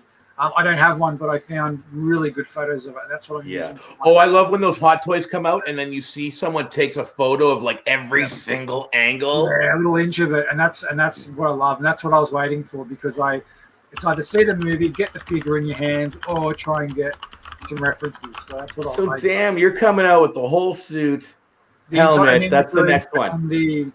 That's the jet because I'm doing 2 suits in one because. I'm going to be honest with you. The red Jet Trooper, there is changes, but there's not a lot from the white. Not much. That makes sense. That makes sense. Very little. It's so little that it's like I could almost make 2 suits out of one and cheat, which I'm going to do. Yeah, anyway. That's right. Yeah, that makes sense. So there'll probably be 2 suits out. The red will be out first, and the white, because everyone seems to like the red one for some reason. Well, I think it's hot. It's red. The red and black is hot. That's a hot armor, though, man. That's a hot armor. I don't. Looking at it, for me, the paint job just looks so easy. It's like, oh my God, red glossy paint. I mean, well, and that's the other thing because it will be such a great thing for people to easily finish off, right? They don't have to do a ton of different colors and shit, right? There isn't any detailing in the lines. There's no inking. There's just literally glossy red everywhere. Yeah, and black. Yeah, and black. I found a picture. Done with it. I found the picture. Of Optimus Prime. This is the one I was talking about. I had to change the tab, and I knew it was going to be. This is the one I was talking about. So this is the Captain America Optimus. Oh, that's sick. It's on sale right now for $350. Ooh, US. Jameis. That's like 1 million for us. So that's like I'm kind of letting it out. I mentioned it before. I'm this year going to come up with a very small, and I mean so small, it's going to be minute, okay, prop shop. So the first one's going to be Ronan Dex's Particle Magnum. That's going to be sick as fuck. And then I'm designing actually right now. It's so stupid. It's because it's one of those parametric things. If you guys ever watch Batman, Batman Brave and the Bold, Batman and the Adamant, if you saw Harley Quinn's gun with the big cork in it. I haven't seen that yet. No. Oh man, it's like this giant revolver. And I had to order a cork. I think it's like 24 or like this thing from eBay. I like because they just don't make it's not like a wine cork, right? Yeah, no, it's like this thing that's supposed to go in a giant jug. Yeah. Oh, that's gonna be super fun too, man. And I'm like you. I'm like, the thing is, we've talked about this before with the Batman 66 and stuff like that. I love when you come out with unique things like Chris was saying too. The romancing the stone, the key, like Optimus Prime. Those little things to me, those are my favorite. Don't get me wrong. I love like you did all the Witcher stuff and stuff, but those like, Star Wars is rocking. I'm just gonna come out with romancing in the stone thing for no reason. Like I love that shit. To me, that's why I love it. I'm like, oh, that is so cool. I know. Man. When I was going through the archive of files, I was like, El Corazon. What? Wait a minute. And I downloaded it. I was like, holy shit. I know. Yeah, I know. And like you said before, it's such a simple little model to make, but right. Like even though it's a gem, it's like, okay, as long as I get these facets right, it'll look pretty much like it. And like I did actually plan on doing a little bunny rabbit like type ceramic crack in it. Yeah, that's right. Yeah. Right. I've got it all planned out, but it's like anything. There's only so many hours in the day.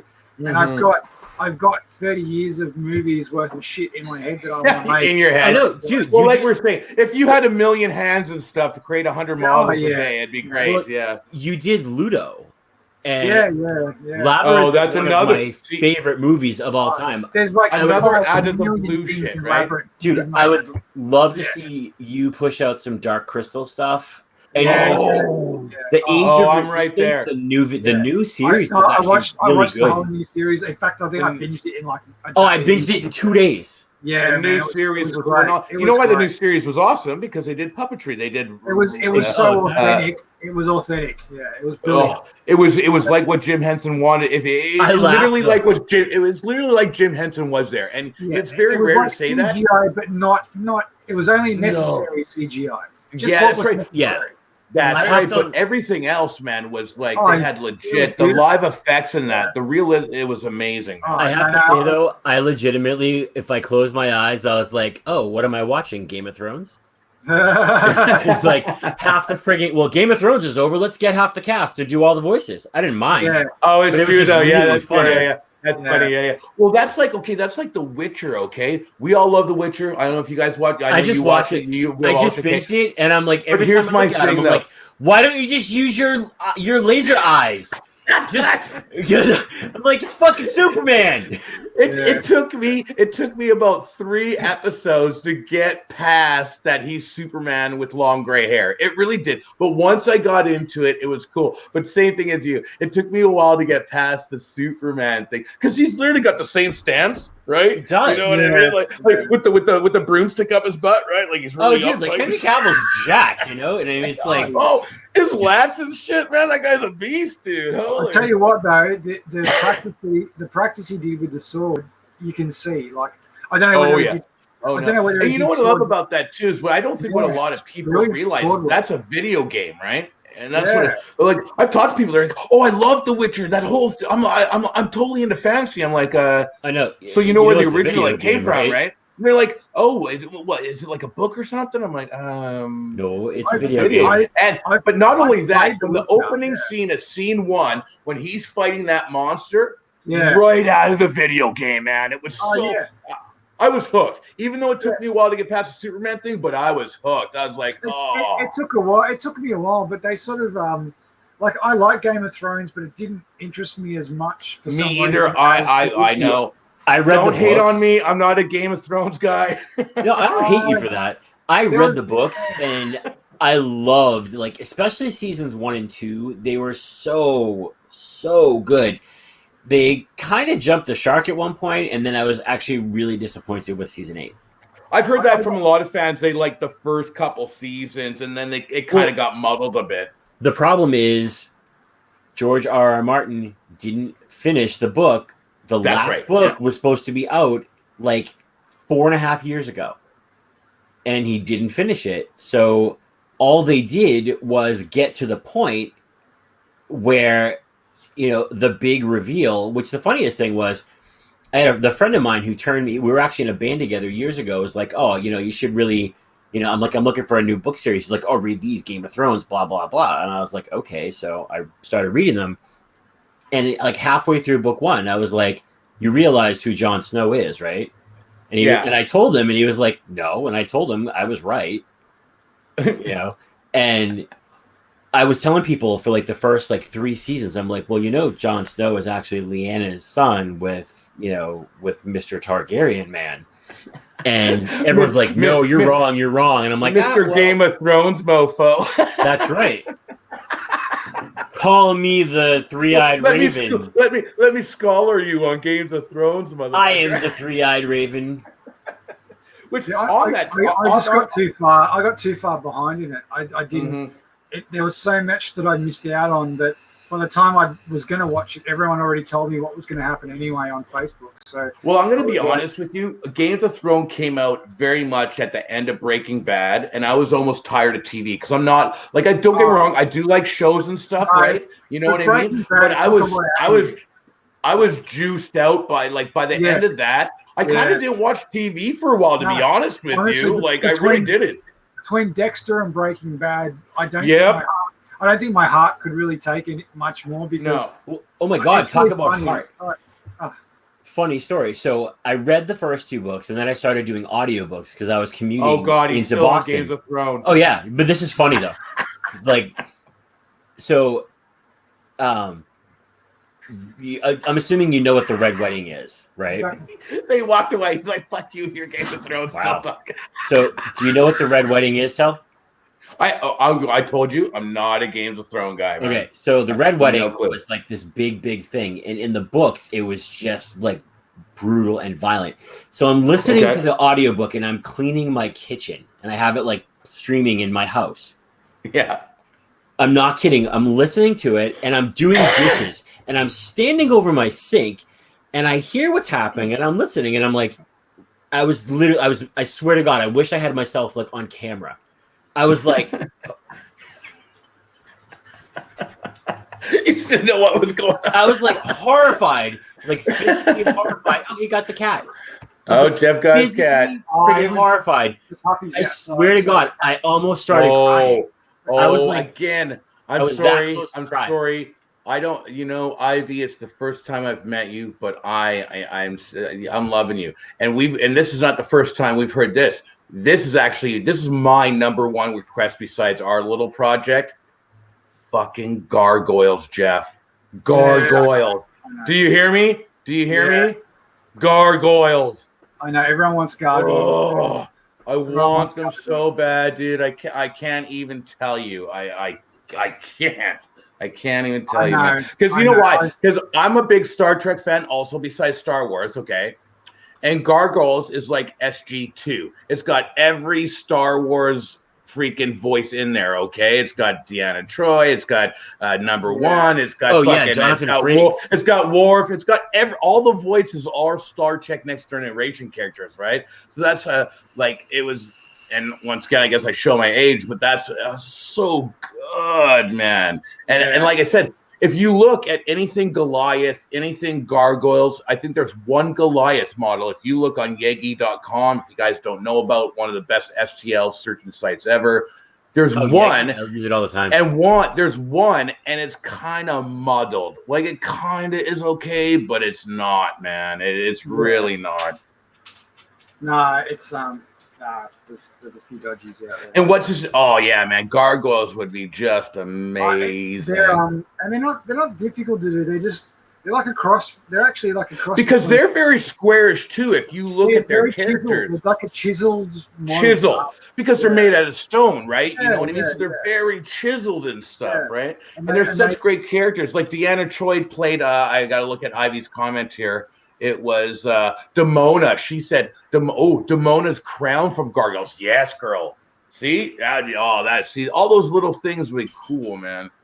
Yeah, that's right. Yeah, no, well, like a lot of people have asked for them. It's not like I don't want to do them. It's just because they're a cartoon and they're so recognizable like that. You sort of got to do a good job of them, especially extra good job because sometimes you can sort of do an approximation, but yeah, the gargoyles. Oh, especially see, Ivy says she doesn't even want the characters. She just wants the weapons and their stuff they wore. Nice, I love that. Well, that's a lot easier than doing the actual figures, So. Yeah, because there is some great little props from that whole series. Well, that's like, didn't you put out Oh, you did. You put out one Teenage Mutant Ninja Turtle little thing. I'd like to see some more. I've got 3 more to come, but the thing is, you're busting to get them out before Christmas. And you got everything else to do. Oh, dude, man, the amount of decorations you put out during Christmas, honestly, was ridiculous. That was crazy. Oh, it was every single effing day there was a new one, man. So my plan is to get through this year. Obviously, it's one thing I sort of neglected is sort of seasonal things, Mother's Day, Valentine's, Christmas. So if I can get more of that stuff out, I know that stuff sells well for everyone on their Etsy stores and things like that. So that's sort of where I want to focus. During the year, I'll just do little bits like that. So I'll do tons of Christmas decorations in preparation for Christmas this year. So I'll have tons already ready to go. I won't release them till the end of the year, but we'll have them ready. So I didn't realize how popular that was going to be. Yes, William's got a question. I am listening, Ivy. I'm just. Hey, as I'm coming around back here, I just wanted to say that I want everyone to notice what Geoff said there is, hey, I'm trying to make stuff that everyone can sell too. You don't see the shit on Patreon unless you pay what? I see some guys $50, $100 tier for selling just to sell, just to print. Yeah. Man, Geoff, you're the best. Seriously, man, that's amazing. Because I like that thought process. You're like, you know what? I know my Patreons know, so I'd like to make stuff that they could sell, and I know it's gonna sell. Like, I'm gonna be honest with you, I sold a shitload of those goddamn Baby Yoda ornaments. Oh, and I'm glad. I know some people that are selling 800 plus of the things, which was like awesome. I didn't sell one. I didn't sell one single one. You designed it, but you didn't sell one. I sold one. I prefer. Man. I can't even tell you the amount I sold. I had 2 printers just printing green Baby Yodas. That's all it was. I sold one, and I only sold it because a friend of mine was like, "Hey, I have a friend who really, really wants a Baby Yoda. Can you print me one?" So I was like, "Yeah, I have a great, Baby Yoda ornament from Hex3D. Okay, no problem. Print that. Great." Yeah. That was literally. I was lucky because only reason I sold one. Because I was selling also my Death Star litho. So people were like, "Oh, Death Star litho." I'm like, by the way, check this model. I'd send them a photo of one I printed. Like, yeah, I want like 2 of those for my family. I want 3 of those. It's like, yeah, right on. Yeah, no, that's it. And look, it's funny because Jon Favreau printed one out and put it on his Christmas tree. Wasn't that really? One? It wasn't my one. It was the guy who copied my one. Oh. That's right. The guy that copied you. Yeah. Hey, you saw that. I saw you comment on that, Geoff, too. It was Uncle Jesse's thing there, and I didn't mean to be. I wasn't trying to be a dick, right? You saw my comment. I saw you responded to it, but I was like, "Come on, listen." Basically the guy that blew up the internet, and you didn't put his Yoda in your video. And I'm not hating. We all love Uncle Jesse. I'm not trying to hate on him, but I just thought that was kind of funny. Come on, Geoff. I just found out he lived like 2 hours from me. He had a video of like 10 different Baby Yodas, and not even this wasn't even on the list. I tell you what was funny was he featured Nico's model, and Nico doesn't model anything. No, he hires guys. He's like me. He's like me. I hire someone to Nico hires people to make a model for him, and then he gives it to his Patreon members like he's made it. Look what I made, Ma. And it's like, you didn't make shit. You hired that guy to make it for you, and you sold it. So, and it's like, so that was the only one. Which sucks too, because I guarantee I've asked a lot of guys like you, and I'll admit like Lily Kill and some other guys when I'm looking for projects, how much it's going to cost. And I'm going to be honest with you, a lot of these guys, you think that, it'll be $1,000, so I own the rights. It's not that way. It's actually, most of these guys are very affordable. And then, so guys like say, and I'm not trying to hate again on Nick and stuff, but these guys will be like, hey, he gets a model for $100 for a helmet, right? and then pumps it out to Patreons, and he gets 1,000. You know, he's making tons of money off that shit. It's the triple dipping I don't like. It's like, well, if you make it, okay. Triple dipping, good word for that. Triple dipping. It's the designer who doesn't get any credit or recognition whatsoever, and it goes under the guise. They should have a Patreon. Like, I'm not going to name names, but somebody was selling a heavy Mandalorian armor just recently, and it came out. The parts all had Do 3D on. Are you talking about the $900? Don't say it. I'm not going to say who it is. Are you talking about the $900 suit? And I mean, to actually not only to sell somebody else's models, but to not even check them and see that it's got a logo, to not even throw it in your slicer. First of all, if you're selling DOD 3D shit, first of all, you're scum, because that shit ain't good anyways. And I'm going to say that right now. Screw DO 3D. Their models are the worst. Anyway, dude, do you remember when Jeff? Do you remember when I first got Limit State, right? And then I tried to fix DO 3D, the Black Panther helmet that no one could fix. 2 hours later, I fixed it, and you're like, all right, I need this program. Because like, if it can fix DO3 shit, it can fix anything. It can fix anything. Yeah, literally. What kills me about them is they don't actually put prices. Well, it depends who you are. And they'll quote, because it depends who you are. No, I was just going to say that. And they'll quote everyone different prices. Yeah. Everyone. It can come up from $75 to $300. Yeah, $300. It depends literally. If they look at where you live and they think you're in a lower economic society. Oh, you live in a small town of 2,500 people? Oh, okay. Well, it's $70. You live in the middle of New York City. And the worst thing is, I'm going to be honest with you, the worst thing is no matter what you pay, 90, I'll give them 90%. I'm trying to be nice here, aren't printable. You try to print those, you're going to have, they got holes, they're not manifold. They're, I don't even get it started, right? I made a living off fixing Do 3D models, put it that way. Remember, I didn't want to tell anyone about Limit State because I was on every fucking freaking Facebook group. People are like, this thing, I bought this file and it doesn't. I'm like, well, pass it to me, man. Give me 10 minutes, $15, and I'll fix that file for you. No problem, man. That's right, exactly. No, it's a great program. It really is a lifesaver because for me, I have terrible internet. So if I had to upload every file I made to NetFab, wait for it to be fixed, and download it again, it would take me forever. Ever. And not only that, don't get me wrong, NetFab in the day they are good. They were one of the fixers. Still good. Yeah, it's still good. Don't get me wrong, it's still good. But nothing can, and that's why these guys, check it out, Limit State, I think it's .com or whatever it is. Look at the price. I know we're talking about, you're gonna be like, oh, fuck. It's a lot. It's like 600 GP. It's like euros or whatever, or some BS. It's expensive, but do you know what it does do? Canadian. Yeah. You know what it does do? Works. Yeah. I've taken the worst models and I look at it and it looks like it's shut down. I'll just leave it. Oh, I've left it for hours. Yeah. 3 hours later, I come back. Oh, the model's done. Sweet. Okay. Or still working, like you said. Yeah. Or I remember this one time, I think it was that Black Panther helmet. I literally hit the fix button. It was DO3D. And I went back to bed, woke up 9 hours later. Right, and it was fixing it. And I thought, you know what? I don't know why, but I'm not going to shut down the program. Right around lunchtime, it started working, and everything was gray. I'm like, it fixed it. Holy crow! And then I started telling people, yeah, go ahead. Sorry, yeah, go, Rock. Just because I love the channel name. Get Up My Lawn Films. You're like Clint Eastwood and shit. Get off my lawn. That's great. I love that. I love that so much. What's up, gang? Well, you know what? What's up with you, man? What's up with you? That's great. I'm subscribing to you right now, man. That's awesome. Oh, Jeebus. Oh, look at Ivy made over $300 on the Baby Yodas. Yeah.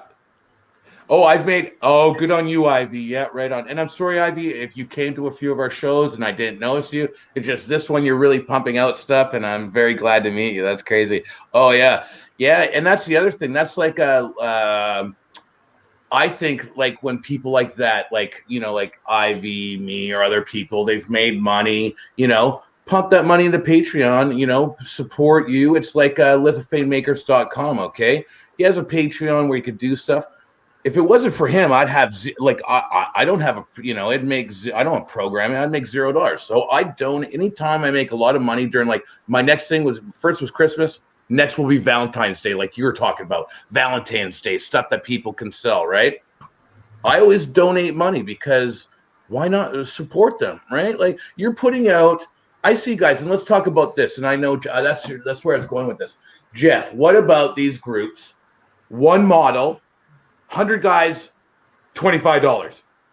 That means $2,500 for one model. Yeah. I know you're going. I tell you what pisses me off about the group buy PayPal shit that's going on now with a lot of groups is that the model's already made. It's already done. Yeah, it's already done. What the hell are you group buying for? It's not like me saying, "Oh, I'm gonna make this model, and I need at least 100 people to put in." If it's going to be worth me making the time. For me, that's right. Yeah. That's bullshit. But it's the other people that have made it. And the worst thing is the guys that are selling like the Mando armor that was Do 3Ds, they're actually starting a group PayPal for it, but at the same time selling it on other Facebook groups outright. For more money. They're triple more money. Or sometimes even less than the backers put in. And it's like... That's right. Yeah. People, and you could tell people till you're black in the face, but you know... No, you can't. Well, Geoff, we've been telling people for I don't know how many years now, man. Like, hey, listen, what was that? And I will say him because we all know the guy. What was that? UK. What was that dude's name? You know, the original guy. Oh, Jason, he had his Jason Kemp. That's right, man. Don't ever get that guy. Freak us out. Everyone's model will come. Yeah. Oh, that guy. He was the originator. Give it up for him. You were the originator, scamming people. But man, brutal. Wow. And it works for people. Some people. Oh, he sold Jeff's CO3 helmet for like $300 at a time, multiple times. When it was available for free on Thingiverse at the same time. And that's the thing. People actually will fall for it without looking for the free one first. That's right. It's like you were all paying this guy $300, but you could have got it here for free for nothing. Yeah, zero. on Thingiverse. Yeah, just download and freaking give me a like. Same model, you know. Yeah. But anyway, you can't. Unfortunately, I mean, how do you tell everyone? How do you know, this is. And listen, don't get me wrong. I see these guys and they pump out okay, we all know. You guys will know the Bruce Banner diorama, amazing. Okay, was it worth $2,500 for 50 people? No, you know what I mean. Like, it's not that I'm saying they didn't put the work in, and that model is. I mean, the Bruce Banner thing, like changing all. It's an amazing diorama, right? But once again, man. Like, when you can go to Patreon and support guys like you, Weskler, Foss, and get multiple, like I said, I don't even know how many models you put in January already. Okay, it's more than anyone else is putting out. I pay $10. Yeah, that's it. That's it, really. That's kind of how I feel about that. About 40 cents a day, basically. Yeah. 40 cents a day, which is not a lot. Okay. Thanks for telling us that there, Captain Obvious. 40 cents a day, that ain't... That's good. Yeah. It's I spend more on coffee, you know what I mean? So it's one of those things, if you can make some money back, then all the better. But that Hulk one was actually, it was a great model. The model itself was brilliant. However, it's brilliant. I don't know why they were so good. Nose on the Hulk. The Hulk face was messed. Yeah, that was the only thing wrong. I remember when we talked about that. That's right. It was a shame because the model itself was outstanding. It was so well done. He's changing into the Hulk, and it's got every stage. Oh, it's so sick. That's something you expect one of the big boys to do. You know what I mean? It was that type of model. It was that type of model. It was sick. If I was eating, Chris, I can hear you eating. If I was that M&Ms and I'd made that model, I would have stopped at the end and said, I need to fix the nose. I really need to fix this nose. Or just the whole to make it look like the lips and the nose were way wrong. It's like that one little tiny thing throws off the entire model because that's the end phase. It's like that's right. Yeah. He's supposed to be the Hulk now. Yeah. But regardless, that was a brilliant model, and I think whoever did that was fantastic. Oh yeah. No, he's fantastic for sure. But at the same time, they have the same problem I do. Is someone will take that model, buy it off them, and then sell it for $1 on another Facebook group. You know? That's right. Yeah, all that hard work is, and I think that's the one thing that you, even though, and I remember back in the we'd sit up half the night. You're so mad, motherfuckers selling this shit, selling this, god damn it, I don't even get crap, blah, blah. And then finally you took a step back and you're like, listen, okay, I'm putting out models. This is the way it is. People are going to sell my models. As long as they don't sell the STL, I'm cool with that. Yeah. And honestly, I think that was kind of one of your big steps because you were stressed there for a while. And once you did that, things started rolling out really quick, man. You were just rolling with it. I see there's a lot of patrons that seem to be charging like a $40 or like I know Eastman's got like a $40 tier to allow you to sell his prints of his models. Yeah. And I think Lily. I think and there's other guys that got like $100. Plenty of guys, and I didn't mean to pick Eastman as like pick him out because I think he's a great guy and a brilliant sculptor. But he's got that as a $40 tier, and it's like I look at that and I think to myself, well, mate, people are going to sell you prints anyway. Like they're going to do it anyway, whether they've paid you 40 or 10. Guess what, mate? They're going to do it. Yeah, they're going to do it. Yeah, first. They're just going to do it. However, if you actually say to them, you can do this. So when you say you can do this, you actually get more feedback saying, hey, guess what? I just sold 100 of these. And I'm like, well done, dude, because you just made the money. I was money. just going to say that. That's like when I started selling the Moon Globes with Liz Fane, and then I did the Death Stars and stuff. People were like, you could sell those for 60, because I sell them for 35 with the light, boom, to your door, okay, right? People were like, well, you could sell them for 65. Here's the thing. Sure, I could, but I'd only sell 100 instead of 500, right? Yeah, that's so you got that $40 tier, okay, that people are, I want to specifically sell your models, right? Yeah.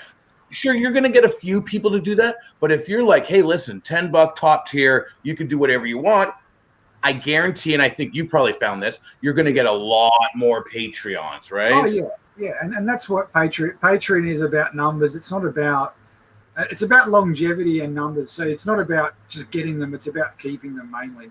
So it's one thing to have them, but if I don't produce anything, then people drop off, and then it's all for nothing. So the motivation is just to keep going and going, really, just to not stop. Yeah, that's right. And just to make more shit. That's really at the end of the day, that's the goal: make more shit. To put it bluntly.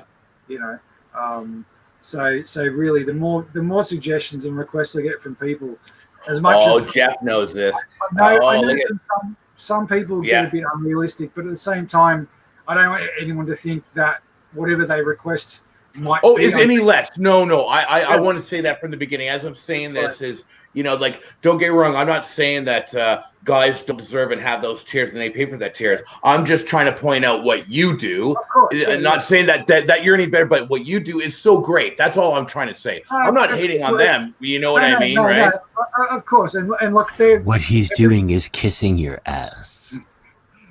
Everyone runs their Patreon however they want. That's the beauty with you can set up your tiers and do what you want. Okay, so. And I know people that have got $50, $100 tiers and whatever. And having been on Patreon for 3 years, I've tried all sorts of things. Yeah.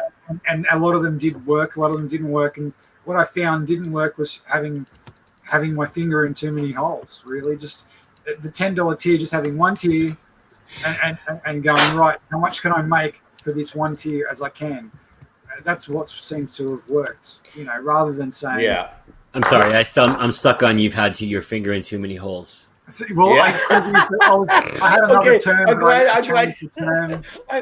glad you commented on that because I wasn't going to say anything.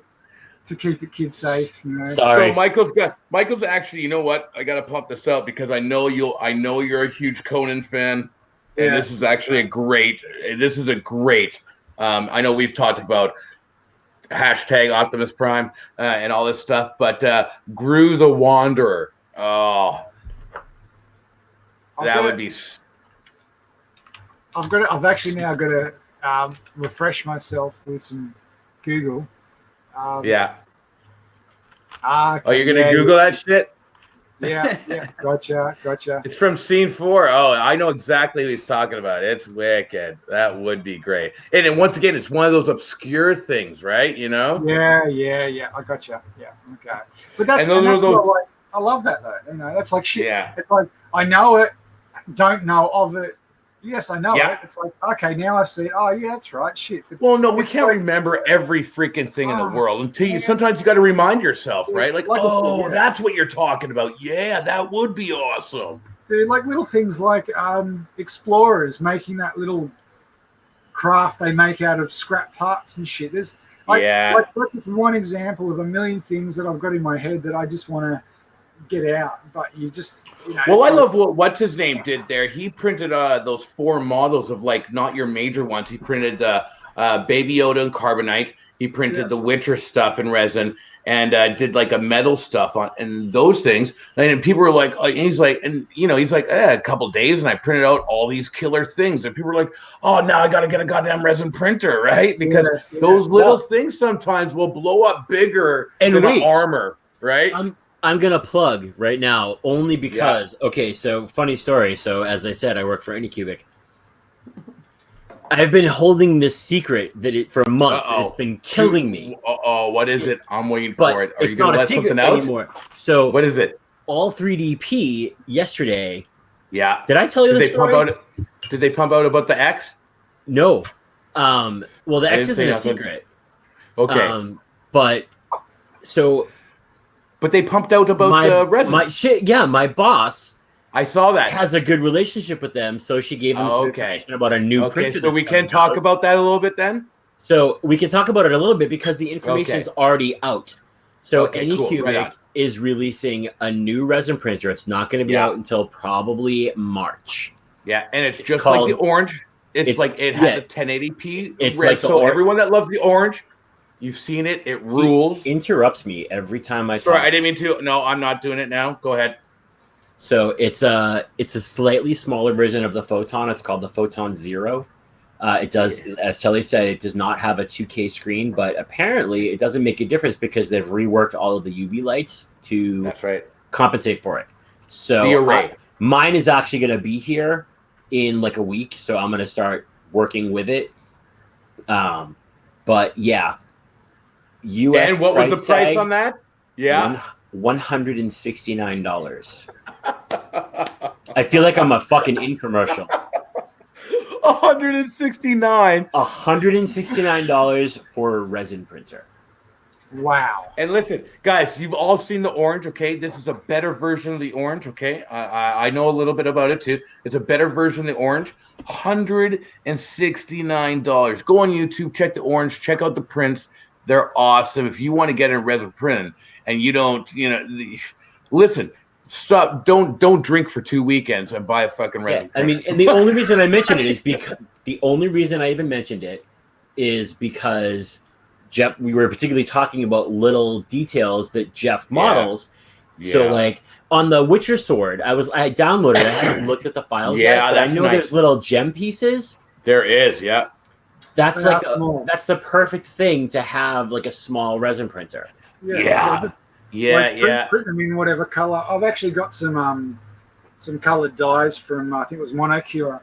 I have the Monocure ones and the Fun to Do ones. They work great. The Monocure dyes are awesome. I will usually use those. Oh my god, I'm drawing a blank. The dyes. Well, yeah, they're not called dyes technically, whatever, but the dyes. I use them in white resin. Yeah, so I can get whatever color I want. But they're also beautiful and clear.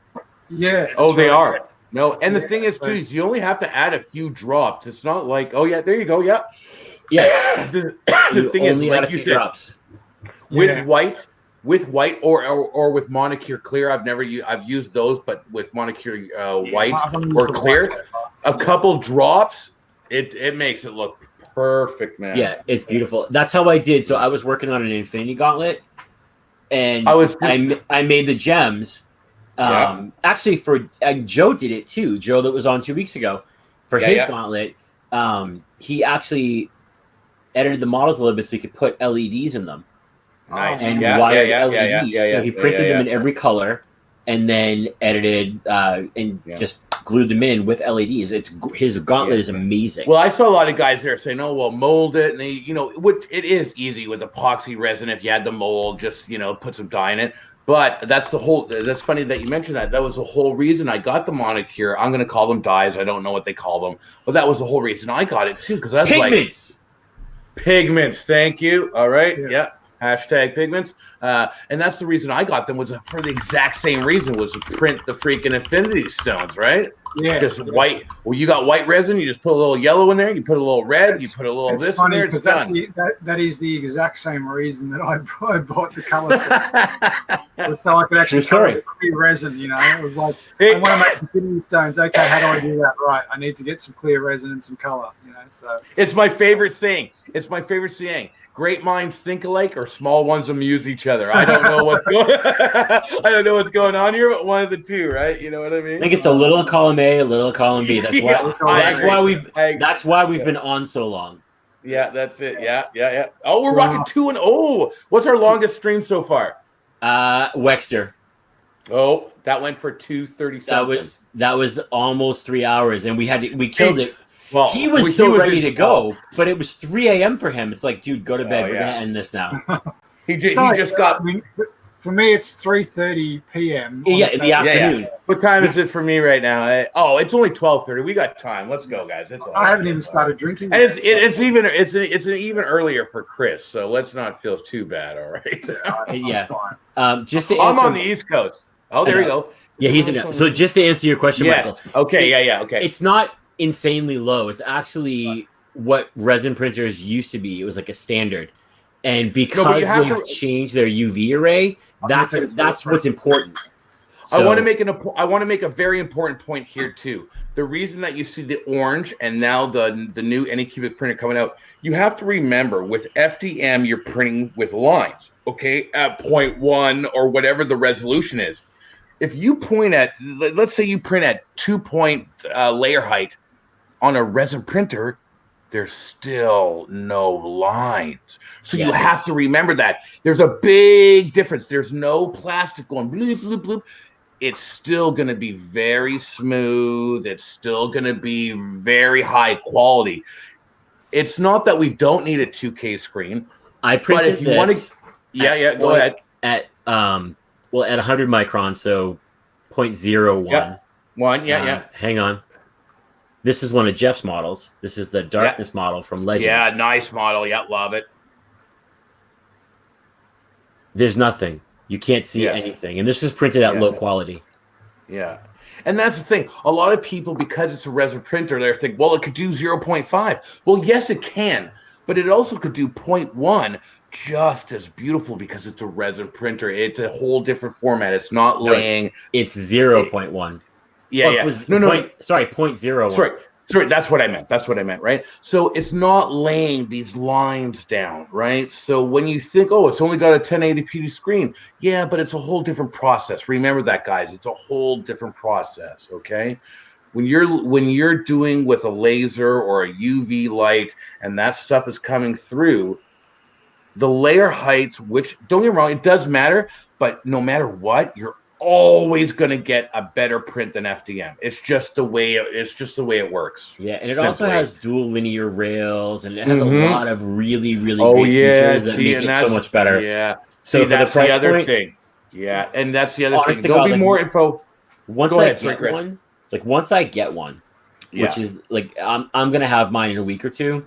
Once I have it, if it works the way it's supposed to work. Yeah, that's right. Yeah. I mean, keep in mind, it's very small.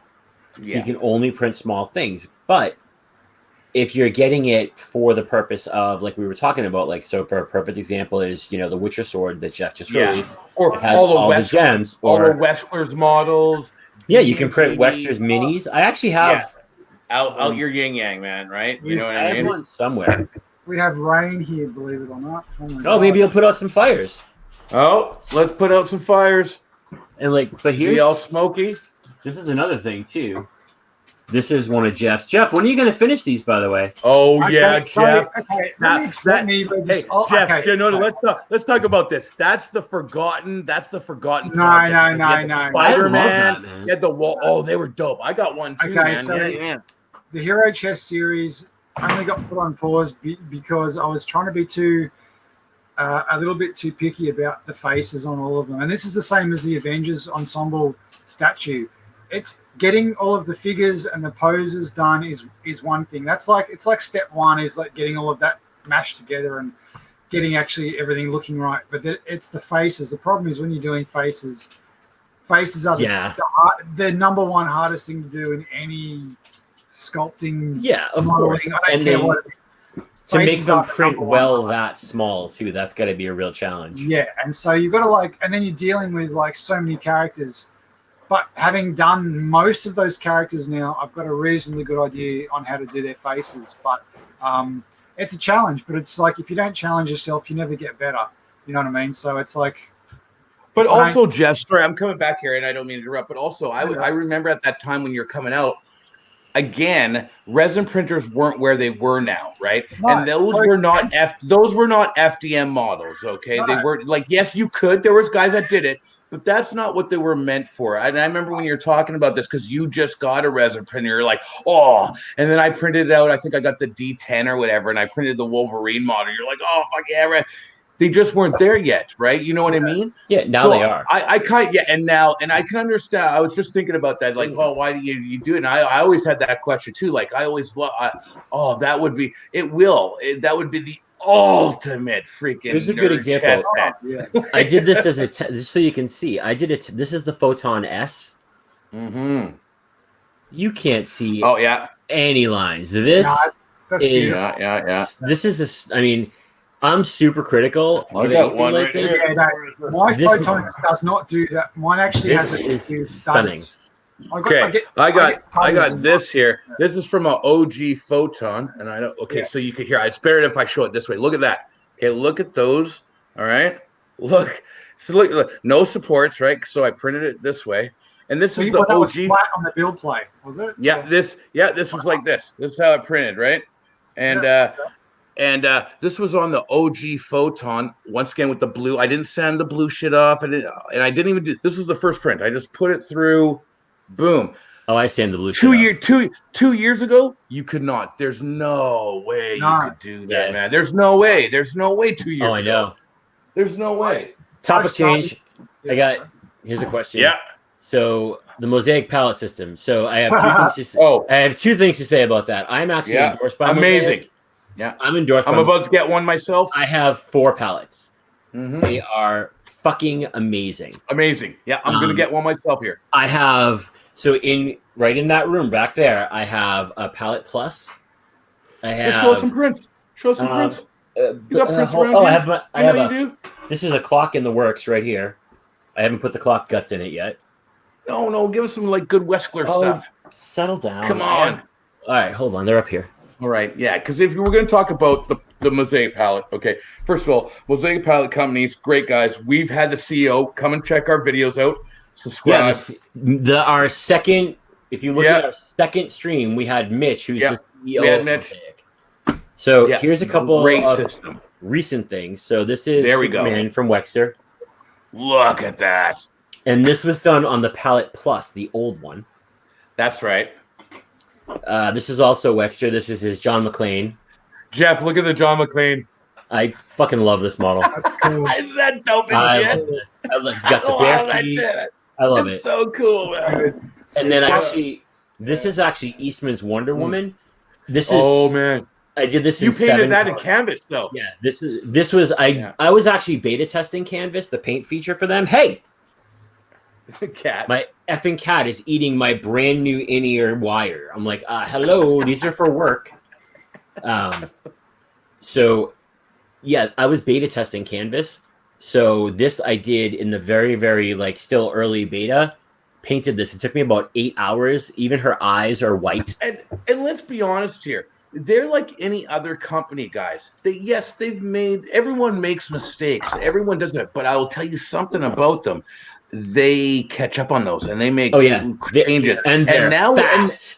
And now where they're at though, now where they're at, they're honestly, I'm gonna say 2 years ago, I'd probably be anti-Mosaic. No, 2 years ago they were still amazing. Yeah, but now these guys are at their preen. They know what they're people. They know what they're doing, and it's been. Just imagine, okay. instead of having a Prusa that only can print multiple colors on a Prusa, you switch. That's what I tell everybody. Printer you want. Any printer you want. Just the example is you started on Prusa. You have a Prusa. Oh yeah. MMU. Oh, don't get me started on Prusa. Well, this is my basic theory. You have a Prusa and you have an MMU. Great. What happens when your Prusa breaks, or if it breaks beyond repair? You're fucked. That's right. Pardon my French. Yeah, that's right. Yeah. You have a pallet. Single unit. Pick it up and you move it to a new printer. 2 of my pallets I have in back there on each side of the wall here. There's one on this wall and one on this wall, and they live in between 2 really big printers. That's right. Literally take the output tube and swap it between one or the other, depending on which printer I want to use. So just imagine what Chris is saying here, guys, right? So he has 4 printers right now that can print. Okay, that can print multiple colors at any time with 2 units. Yeah. That's pretty And good. not only that, the software, the updates, everything they do is, and here's the other thing, what I think a lot, and we've mentioned this before, check the stream out with Mitch from CEO, is that the Mosaic palette learns. So yes, it's a tool that you have to teach and learn, but it's like anything else. It's like getting a slicer profile tune. Once you got it, it's really the same thing. When you tune a slicer, that's what I'm saying. I spend hours calibrating a slicer profile because it has to be perfect. You spend the same amount of time calibrating your palette. You print out the little keychain. I have one right here. This is their. Well, you probably got a million of them before I do, that. but I throw them away. This just happens to be here. This is the first calibration print. It's a keychain. So it starts to learn. And then you print a headphone, like an Apple iPod, the Apple earbuds headphone case. Yeah. And it learns. And then it really starts to understand and it stores that. And it asks you, hey, was this print good? Yes. Okay, I'm going to store this information. Or was this print good? No. What was wrong? Didn't work. Or, whatever. And it learns. And that's the thing, what you guys got to remember. It asks you what. It's not like a slicer where you're like, you have to guess, right? Oh, I think maybe my retraction was none. It asks you what was wrong. You tell it. It makes those changes. You do another test print, and it just keeps learning. Like, what does that? Honestly, it's almost like Skynet. It's like the Skynet for 3D printing. It learns from you, you bastard. Wait, hold on. I just happened to look. Scott. What? Yeah. This is... He feels he's blocked in air, suggests that region... No, it's honestly just because Chris keeps asking for hashtag Optimus Prime. Maybe. I'll have a look at it for you. Oh, I saw that too. Jeff, why'd you do that? I just saw. I tried to look up Chrissy's banned from your Patreon. I have no idea. Is that because I bitched about you not keeping to your side of the bargain? If I blocked you from Patreon, it was probably for a good reason, so don't bother rejoining. Okay, I've only blocked maybe 3 people in 3 years. So if I did, it was probably for a reason that we had a disagreement for whatever. No, he was bugging Chris. He was like he's like, wasn't that what? Oh, Geoff, no, it looks like you don't have permission to pledge to Geoff. If you feel he's blocked in air. I really don't. Oh yeah. Oh no, he was making the joke. Yeah, like if you feel like you were blocked from Geoff, you should probably contact Geoff. I have no problem. If I find somebody selling my files, I'll remove them from my Patreon straight away. I don't. That's another thing I find. I'm going to say this too, because I do have a little background. We talk pretty much almost every day or every second day and stuff. Because these guys are on Patreon, you think, oh, it's about money. Geoff has no problem. He's like, oh, well, you downloaded my whole files, and I know you're going to, and you stepped down 1 tier. You got no tiers now. Okay, you got, fuck you then. You're not getting any other files. And that's because it's not both the money for you, right? Yeah, no, it's like if you want to come and grab if you think everything that I've done for 3 years is worth your $10 and you leave the next day, I'm not going to be your best friend. I'm not going to I'm not going to say anything to you, but I'm not going to be your best friend. I mean, I like to value all of that work at more than $10. I like. And here's the other thing I like about you too is that all of that for $10. only once in a blue moon you'll blow someone up, and that's only if they like really screwed you around. But if it's just some guy that downloaded your shit and left, it's not like. And there's a lot, and we've seen it. There's a lot of people that right away you'd be like, oh, this is you. Oh, this guy did this and that. Blah blah blah blah blah. Let's make this guy look bad. To bacon in a bun. I don't block anyone for leaving the Patreon. Leaving the Patreon is something that's your choice, or joining it is your choice. Yeah, that's right. In 3 years, the only people I've blocked are people that I've either caught selling stuff from the Patreon, which is the one rule I said don't share. One rule. The one rule. Sell your prints, don't sell the files. Don't care what you sell as long as you don't sell the files, because that defeats the purpose of the Patreon. And not only that, I've said it a million times during this stream, but that's a scumbag move to make, because Geoff doesn't care if you sell a print. He doesn't have a tier print. Yeah. So don't be a fucking douche, man. I'll check it out after this stream. I'm not sure, mate. I'll have to check it out because I don't know what your Patreon username is and stuff. So email me at jeff@hex3d.com and we'll sort it out. It's okay. Yeah. There you go. So. No, it's and that's Matt. Oh, so bacon bun. I have I'm gonna stop printing. Okay, yeah. And you know what? If you honestly, I'm gonna tell you right now, if you honestly didn't do anything wrong, he'll be the first one to get you settled. He'll be no problem. It's been very few people, and it's only for really forever that one reason. That's because if I find them giving those files, especially the STL sharing groups, when you find a guy that's in your Patreon, but he's also in that group sharing models like this Sebastian guy was. It's like, dude, you're gone. There's the door, buddy. You're gone. We did say it's Sebastian. I caught you. I've got your email. I've got everything. Right. There isn't any. And the excuse is, I didn't know that was a wrong thing to do. Bullshit. Bullshit. Say it, Chris. Say it again, Chris.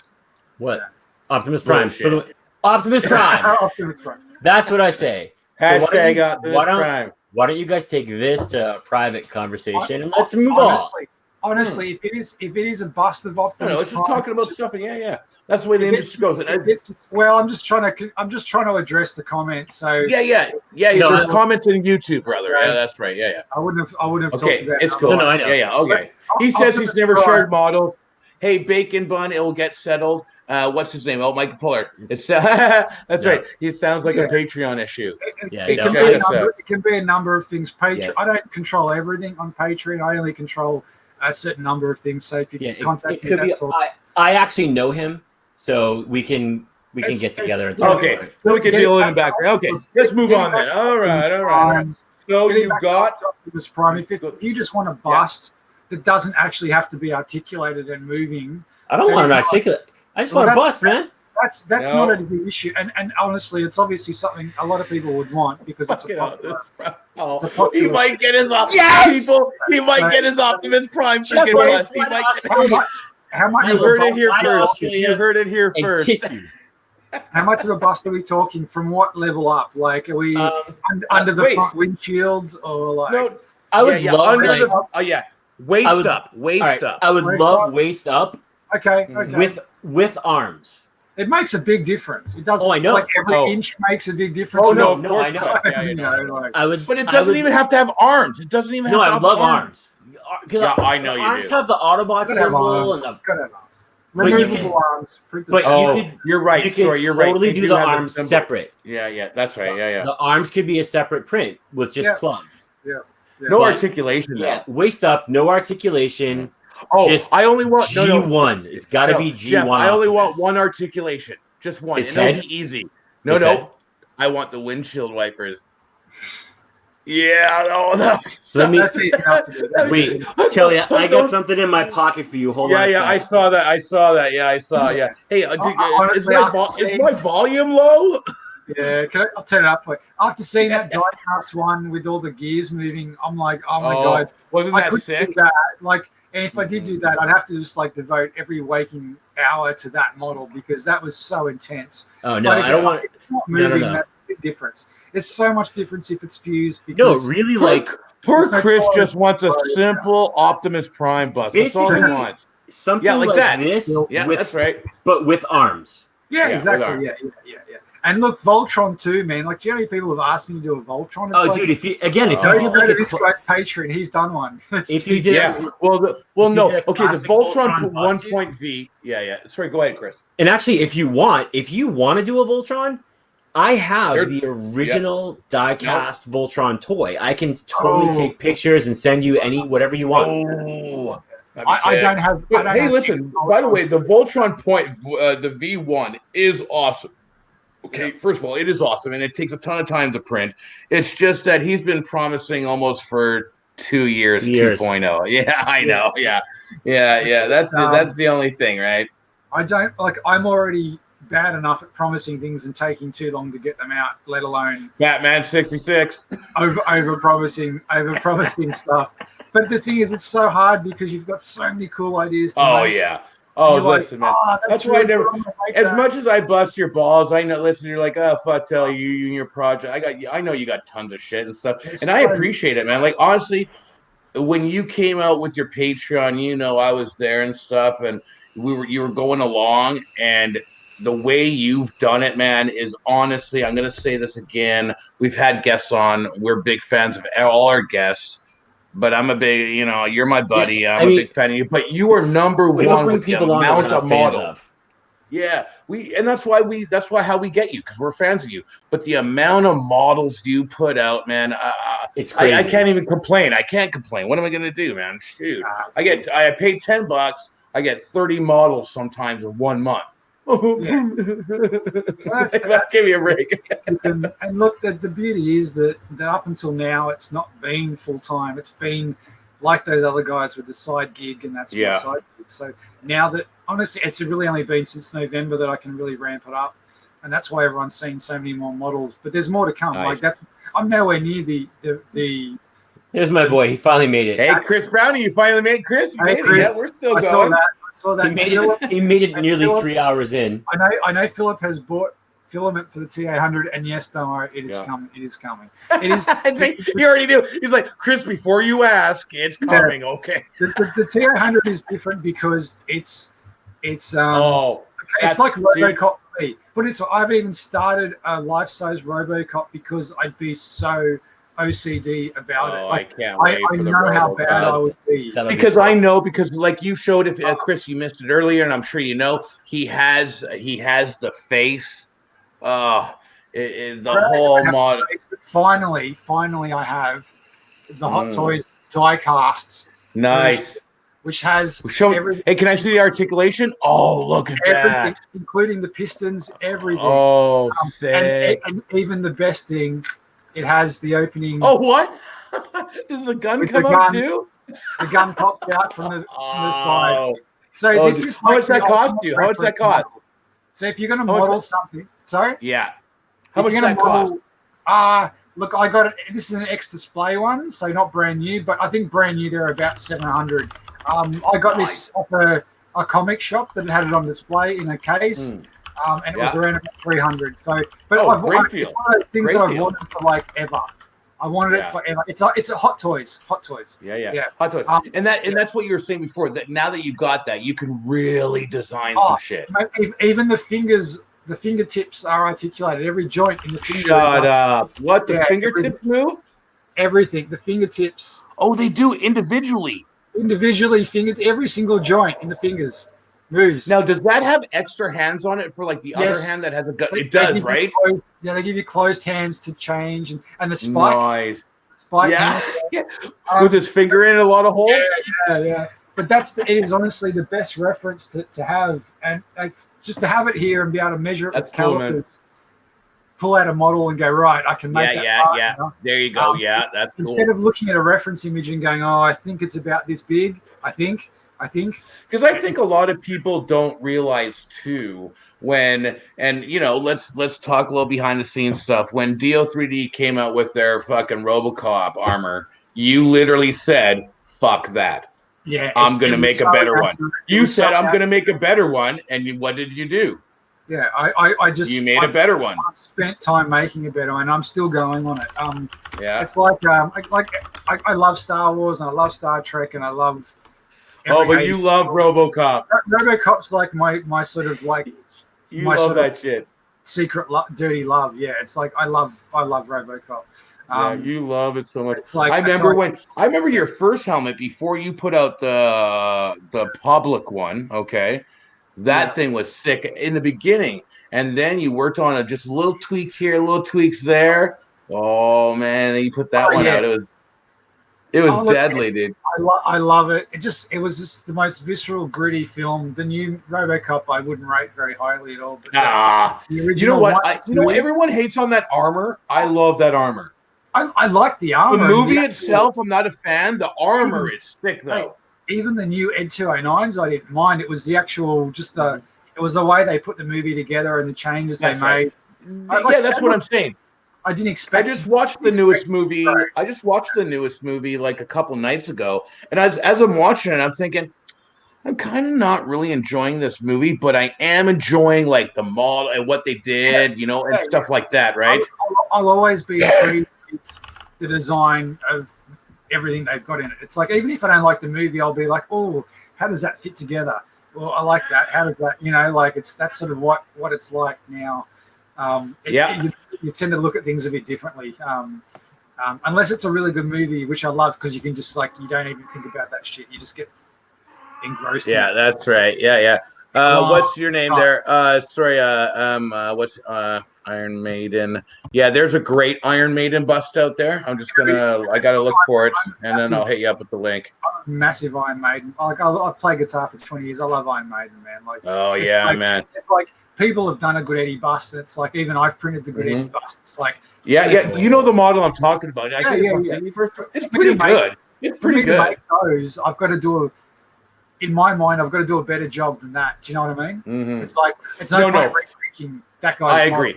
Well, it's like we're talking about before. Like sometimes, like as a designer, or even like as an enthusiast, you're like, oh, okay, well, it's okay, but I would like this. I'd like Cylon. Oh yeah, Cylon. I agree. A wicked Cylon helmet would be bitchin'. Yeah, and look, you can take that model and tweak it, and make it a little bit better. Yeah. But at the same time, it's like it's never going to be as workable. It's like anyone who works with Fusion. When you make your own model and you have made it from scratch, where everything starts and stops, and it's not a difficult thing to work on. I remember getting an Iron Man scan, a 3D scan of the Iron Man suit they used in the movie, like the actual proper prop Iron Man suit. I think it was from Iron Man 2, and it was the most highest poly scan you've ever seen. Brutal. Yeah, it was brutal to work on. I had to hollow it out, do it for the customer, but he actually knew the guy that actually. I'd be saying, what's with my finger thing? First of all, that wasn't me. My mind's not in the gutter. That was this. That was Chris that was talking about. Yeah, that's right. You were busting Jeff's balls about fingers in a hole. It wasn't me. I was just bringing it back. Fingers. Hey, I said fingers. Okay.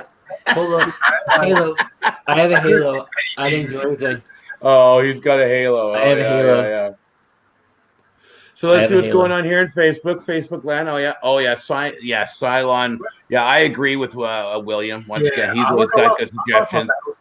I love Battlestar. Like, come on, man, I grew up with that shit. I would love to see old William, Cylon, William, not sorry, new. For 1 second, William, have you not? I know you're a Patreon. Okay, look, do you think he likes Judge Dredd? Of course he does. I love Judge Dredd. I'll be honest. I was a bit past G.I. Joe. I was a bit old for G.I. Joe when it came out. The cartoon, but not the original doll. No. I grew up with Action Man. That was my doll. Yeah, Action Man was bitching. Yeah, bitching, man. I loved Action. He-Man, Action Man. That was all the shit. Action Man. Yeah. Scuba gear. It was scuba gear. Yeah, that's right, brother. Yeah, exactly. That's the shit I love, and I really. And there was one guy that 8 years ago released a model on Thingiverse. It was almost like an Action Man. It was like a full figure. It was like, you're a legend, man. It's so cool. Sorry, guys. I'm laughing because I'm looking at the comments. Chris Brown is like, hey, wait, you can't wear the Coors Light shirt anymore. You're not in the USA. I am still a U.S. citizen. He's still a U.S. citizen. I am not. I was brought up in America, but I am 100% Canadian citizen now. I'm an expat, I guess you'd say. I love Canada. I grew up as one of the few Australians that actually liked ice hockey.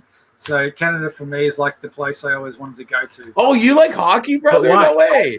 Oh man, my hometown is the Bruins, boy. Really young, man. I skated for years, yeah. But hockey's not a big thing over here, you know. It's like it sucks. It really sucks. Hey, no problem. Get off my lawn. I'm gonna subscribe to you, brother. Okay, no worries, man. Yeah. Like I could jump over there in Canada and bring my bowers, and I'd be on the ice in 5 seconds, man. Like seriously. But here, in the middle of the desert. Hey, one sec. Hey, Matt S. Thanks for coming around, brother. We appreciate it. I see you heading out. Thanks, Matt S. Appreciate you showing up, brother. Big time. Make sure you subscribe. Make sure you hit up all the links in the bottom below us. I know, Matt. Yeah, Matt's actually right on. Matt is an admin in the Advanced Predator group with me and actually Bacon in a Bun. Oh, awesome. All right. Okay. Well, thanks for hanging out with us, brother. We really appreciate it, man. And Bacon in a Bun, I might have just been really drunk that night if I blocked you, so don't take too much offense. It does happen. I've been there. Oh, my God. I was totally going to say this. Oh, drive full size. A full-size tweet. You know what's funny? Funny story. So I forget the guy's name. The guy who did what's Tweaky. A Tweaky? Buck Rogers. Sorry? Buck Rogers. Buck Rogers. The little so Buck Rogers shit would be dumb. I know Buck Rogers Tweaky. Yeah, that's what we're talking about. Yeah, that's Tweaky. So the guy who was actually in the suit, I forget his name. So Ryan McEwen, who owns McEwen 3D. Yeah, that's right. Great guy, by the way. He's a good friend of mine. And he told me that the guy, I can't remember his name, but he contacted him to see if he could actually get a model of Tweaky. No way. Yeah. I've actually got a physical model of Tweaky. Really? What? I've got the original prop. Oh, not prop, sorry, the original figure from the 70s. Because I've got Buck Rogers. Yeah. Oh, the toy? I have the toy too. I've got all the Buck Rogers shit then. Where's it's all like the the Buck Rogers? maybe Black Series size figure. It's a larger one than normal. I got it from a market somewhere, but it's really good. The only problem with Tweaky is that every time I do something like that, everyone calls it a penis head. Or something. Oh no, it's a little phallic. It's a little phallic. No, see, I always saw that as like the Dorothy Hamill haircut. It looks like the kid. Cut. Do you remember a show called You're 8 still is calling Enough? it a helmet though. Do you remember a show called 8 is Enough? Of course. The kid with the bob haircut. That's right. Yeah. I know. I know. We used to call you that guy that you're talking about back. We used to call him Condom Head. Yeah. Yeah. Classic. Like I said, I used to watch all your shit. Edison Twins. I grew up on the Edison Twins, man. Edison Twins. Yeah. Canada. Nice. Hey, I'm gonna go outside. Yeah. Canada. Come up, man. I'm telling you, all you do is you come up to Canada. It's a great place to live, man. Great place to live. Speaking of Canada news, I have to actually say this. I was actually quite heartbroken today. What were you actually? I don't know if everybody's heard this yet, but Neil Peart died a few days ago. Yeah, I did. No, I saw that, man. Yeah, I saw that. Yeah. I feel like I should know who that is. The drummer for Rush. Oh, yeah, shit. drummer for Rush. I met. I got a story about Rush, but hey, Ivy. Good night to you too. Thanks for hanging out. Good night, Ivy. Yes, we are crazy. You guys, some of the best questions tonight. Thanks, Ivy. We really appreciate it. I'm not as crazy as these guys because it's only 4 p.m. where I am here. So that's right. Yeah, it's only midnight. Dude, I was almost 4 a.m. with you last night. It's 1 a.m. here. It's 1 a.m. here. It's all right. No worries. It was. I'm usually no one's home here. My kids are with their dad, and my wife is away for work, so it's just me. Oh, when I do the streams here, everyone kind of knows, like, okay, we got to go upstairs now, which is nice. It's nice. Don't get me wrong, it's nice. So it's all private and stuff. Yeah, it's all good, right? You know what I mean? I'm just happy we could actually even do it because I didn't think my. Oh man, I'm so glad to get you on camera and like get you out there because, like I said, I'm gonna say something now, and I've talked to you about this before, and I kind of like leaned to it earlier in the video. I think you're probably one of the most underrated guys out there. You have been since Thingiverse, Patreon, and I'm so glad that I'm so glad that you came out with the Baby Yoda because that's led people to see what you can do. And now people are catching the fire, man. They're like, holy shit, I love Star Wars. I love all this stuff. Wow, this guy's putting out all these models. It's so good, man. To me, it's amazing where when I first taught you and where you are now, and all the stuff that's just literally in the last like 3-4 months has happened. It's amazing. And now that you can do it full time, and that's the whole reason that you're pumping out all these models. To me, that's even better. That's better. Dude, I could literally give you a list like every day of 50 new things that would be amazing. I know. Yeah, get in line. Look at what Michael just posted. Danger Island from Banana Splits. Oh my God. Oh yeah. Well, I wouldn't say it's above the Goonies. Let's settle down now. But No. The goodies. Yeah.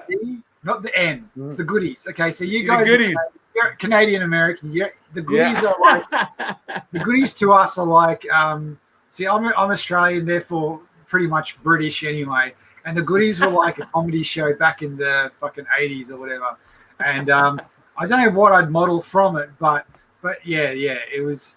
Unless he did mean the Goonies, but D is far away from N, so. Oh no, he said goodies. Sorry, no, he did say goodies. My bad, brother. My bad. Classic, It's a classic British show, and I loved it growing up. It was like. Oh, I'm gonna have to check that out. Right it was honestly, it's gonna be interesting to see what someone like from your side of the world thinks of it, because it's very British humor. I watch a lot of British TV. We watch a lot of British TV in the house here, so I think it'll be right up my alley, brother. It'll probably be fine. It's a funny as hell show, but it's for the time it was made. It was really old, and we didn't have much TV back then. You know, it was TV was TV, man. You watch whatever you got, not whatever I want to. What do I want to watch today? Oh, Netflix, Disney. Man, we didn't have that shit. You know?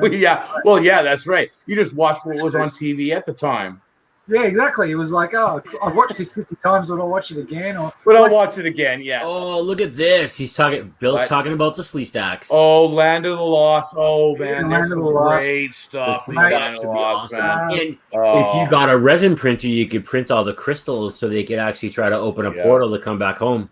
Yeah, I've got. You know what? I was thinking too. Like now that we're talking, now that we're getting the like some like Xena stuff. I don't care. I watch Xena. Okay, like some stuff like that, or like you remember the what's his name? He was in Andromeda, but he played Hercules. What's his name there? Kevin.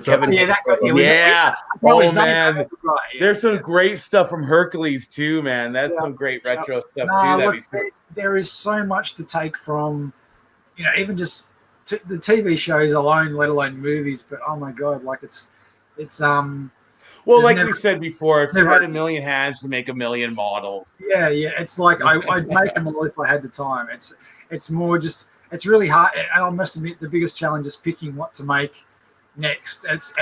I'll take care of that for you. Don't worry. You're always thinking about Optimus Prime. I don't even have to say it. The Baby Yoda model was a perfect example. Oh my god, Freddy Flute from Puff and Stuff. Oh, there you go. Oh yeah. Oh, Puff and Stuff. That's good. That's the thing. Like, I'll give you an example. The Baby Yoda model took definitely not a long amount of time compared to something like a Droideka that takes months to make. But the reaction of a little tiny model versus something that's hundreds of parts. Because I do accept that something like the Droideka is like a very big undertaking. It's not like you know just wake up in the morning and go, I'm going to print that today. Even if you're going to do it small, it's a big undertaking.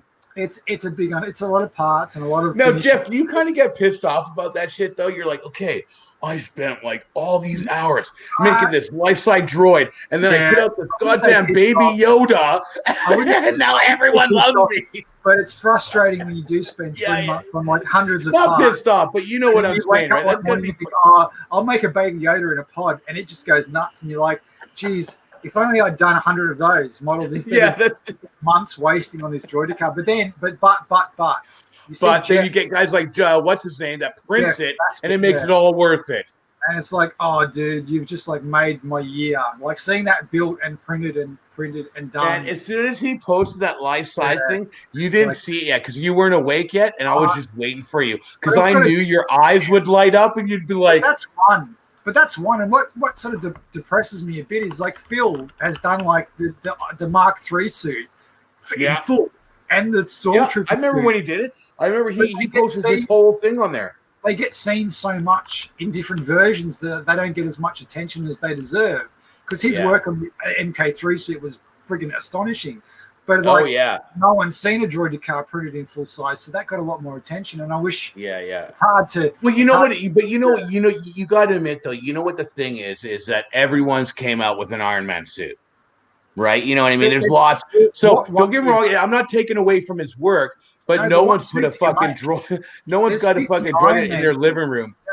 There's 50 Iron Man suits. Like, what do you do? Like, it's so more than overdone now. It's like people ask, and that's what I'm saying, right? So when you look at it, you're like, oh, I wish you'd get. And you're right. I remember he'd post all his update pictures. He was the first one to build the whole suit, right? And he built the whole display and stuff. It was amazing, man. Yeah. And yes, it probably did, but that's because it was during the Avengers Endgames. People were almost so tired of the, all right, I'm tired of the fucking Avengers, right? We see Iron Man every day, and it's like it's every fucking day. I know how much work he put into that suit, and it's like, man, you deserve like as many likes as the droid car got. Yeah.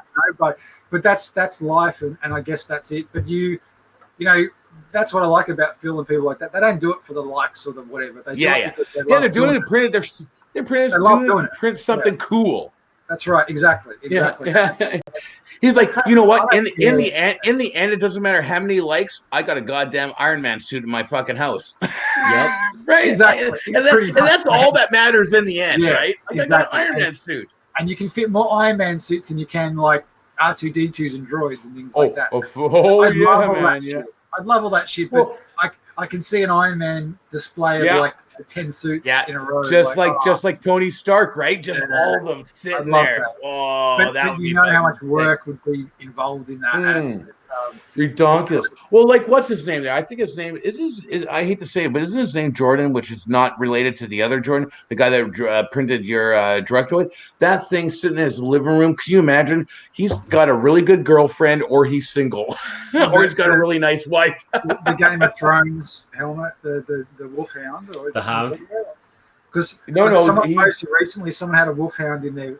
It's like in their lounge room as like a main display piece. It's like the main thing, and I'm like, my wife won't even let me put a fucking poster in the lounge room, let alone a Game of Thrones helmet. Like, I'm thinking, dude, thank you for posting that. Like, that really makes me thank you, It's well, like that's I'm like Chris. I had a bunch of I had like a bunch of Eastman. I printed out every Eastman bus, right? And then Christmas came around, so you got to pack them away and put out Christmas decorations.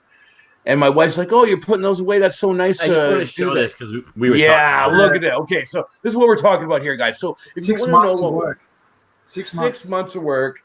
If you want to look, this is Jeff's model here. Look at this thing. Jeebus. Now you got to remember, this is life size, guys. This is in his living room. What's funny? A lot of guys in the comments in the thing said, "Oh, it's not big enough," and it's like, you do realize it all extends. It's articulated. Like, that's how he's got it sitting. Everything, it fucking moves to like 2.3. No, it stands up. It stands up. It stands up. Like, the thing is, unfortunately, it's 50 kilos heavy. It's heavy. Yeah, it's one thing. And that's the thing what people don't understand. Like, the sitting position is the nice position because it's so heavy. Yeah, it's like I didn't think ahead as far as the weight of the plastic. I mean, you could cut it down. Yes, he used very high infill on all the parts. So he wanted to make this thing solid. And he wanted to make a robot he wanted to make the droid in his room. Yeah, and that thing, honestly, man, it's almost unbreakable. It's 50 kilos. It's a heavy droid, and I just couldn't be happy that someone actually finished it, because it's like, and not only finished it, but this is the best part, and this is what's most amazing. I still can't believe it, is that something that has that many parts and that many moving parts, interlocking parts, didn't need one single remodel. He got them all fit together. Not one. I released that, and he built it, and that was it. He didn't say to me, "Oh, this is fucked. It doesn't work. This part didn't work." Yeah.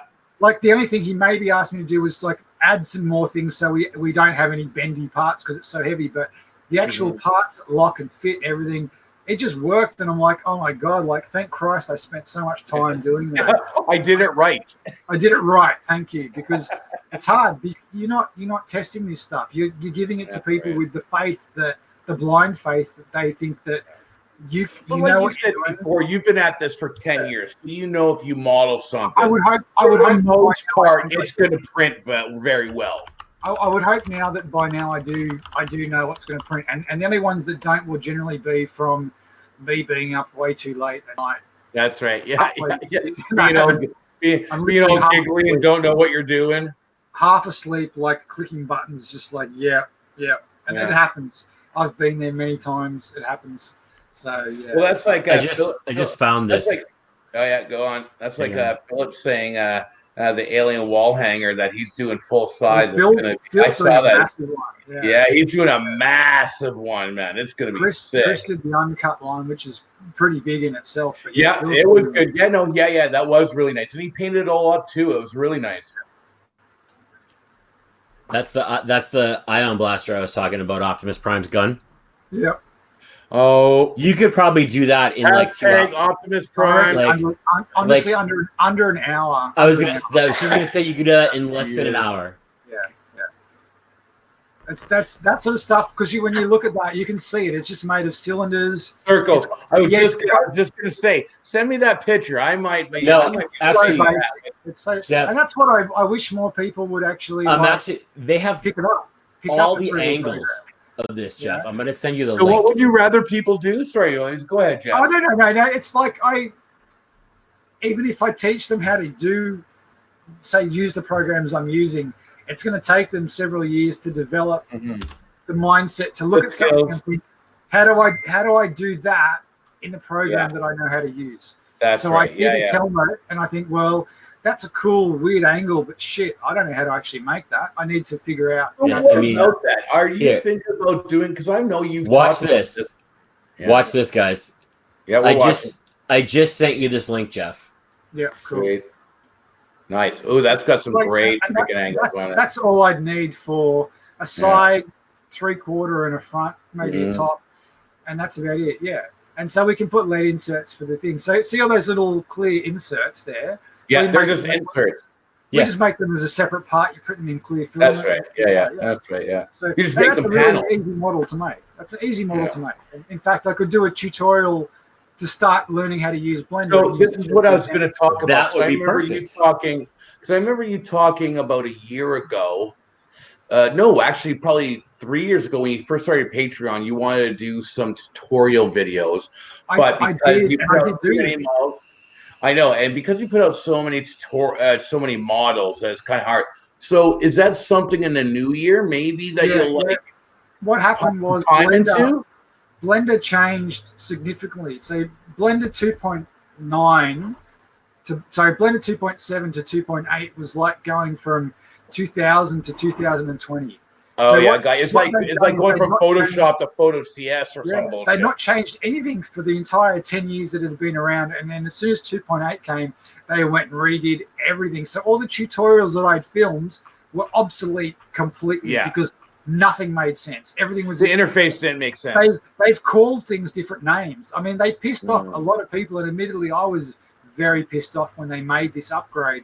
But at the same time, it's like, well, I either don't adapt or I just stick with the old one. And that's right. You see all the cool stuff the new one can do, and you're like, well, not adapting is just kicking myself in the fucking ass. Yeah, so, just learning something new. It's not so much adapting; it's you're just got to learn something new now. Learning something new and having all these new features that you're disposable that you didn't have before, or making things faster to do and easier. And that's what the new Blender does. And still free. Still easy, quick to download, no logins, no cloud accounts, no bullshit. Login, install, use. There's no in-betweens. And it's like one of those things you can pick up and watch a YouTube tutorial.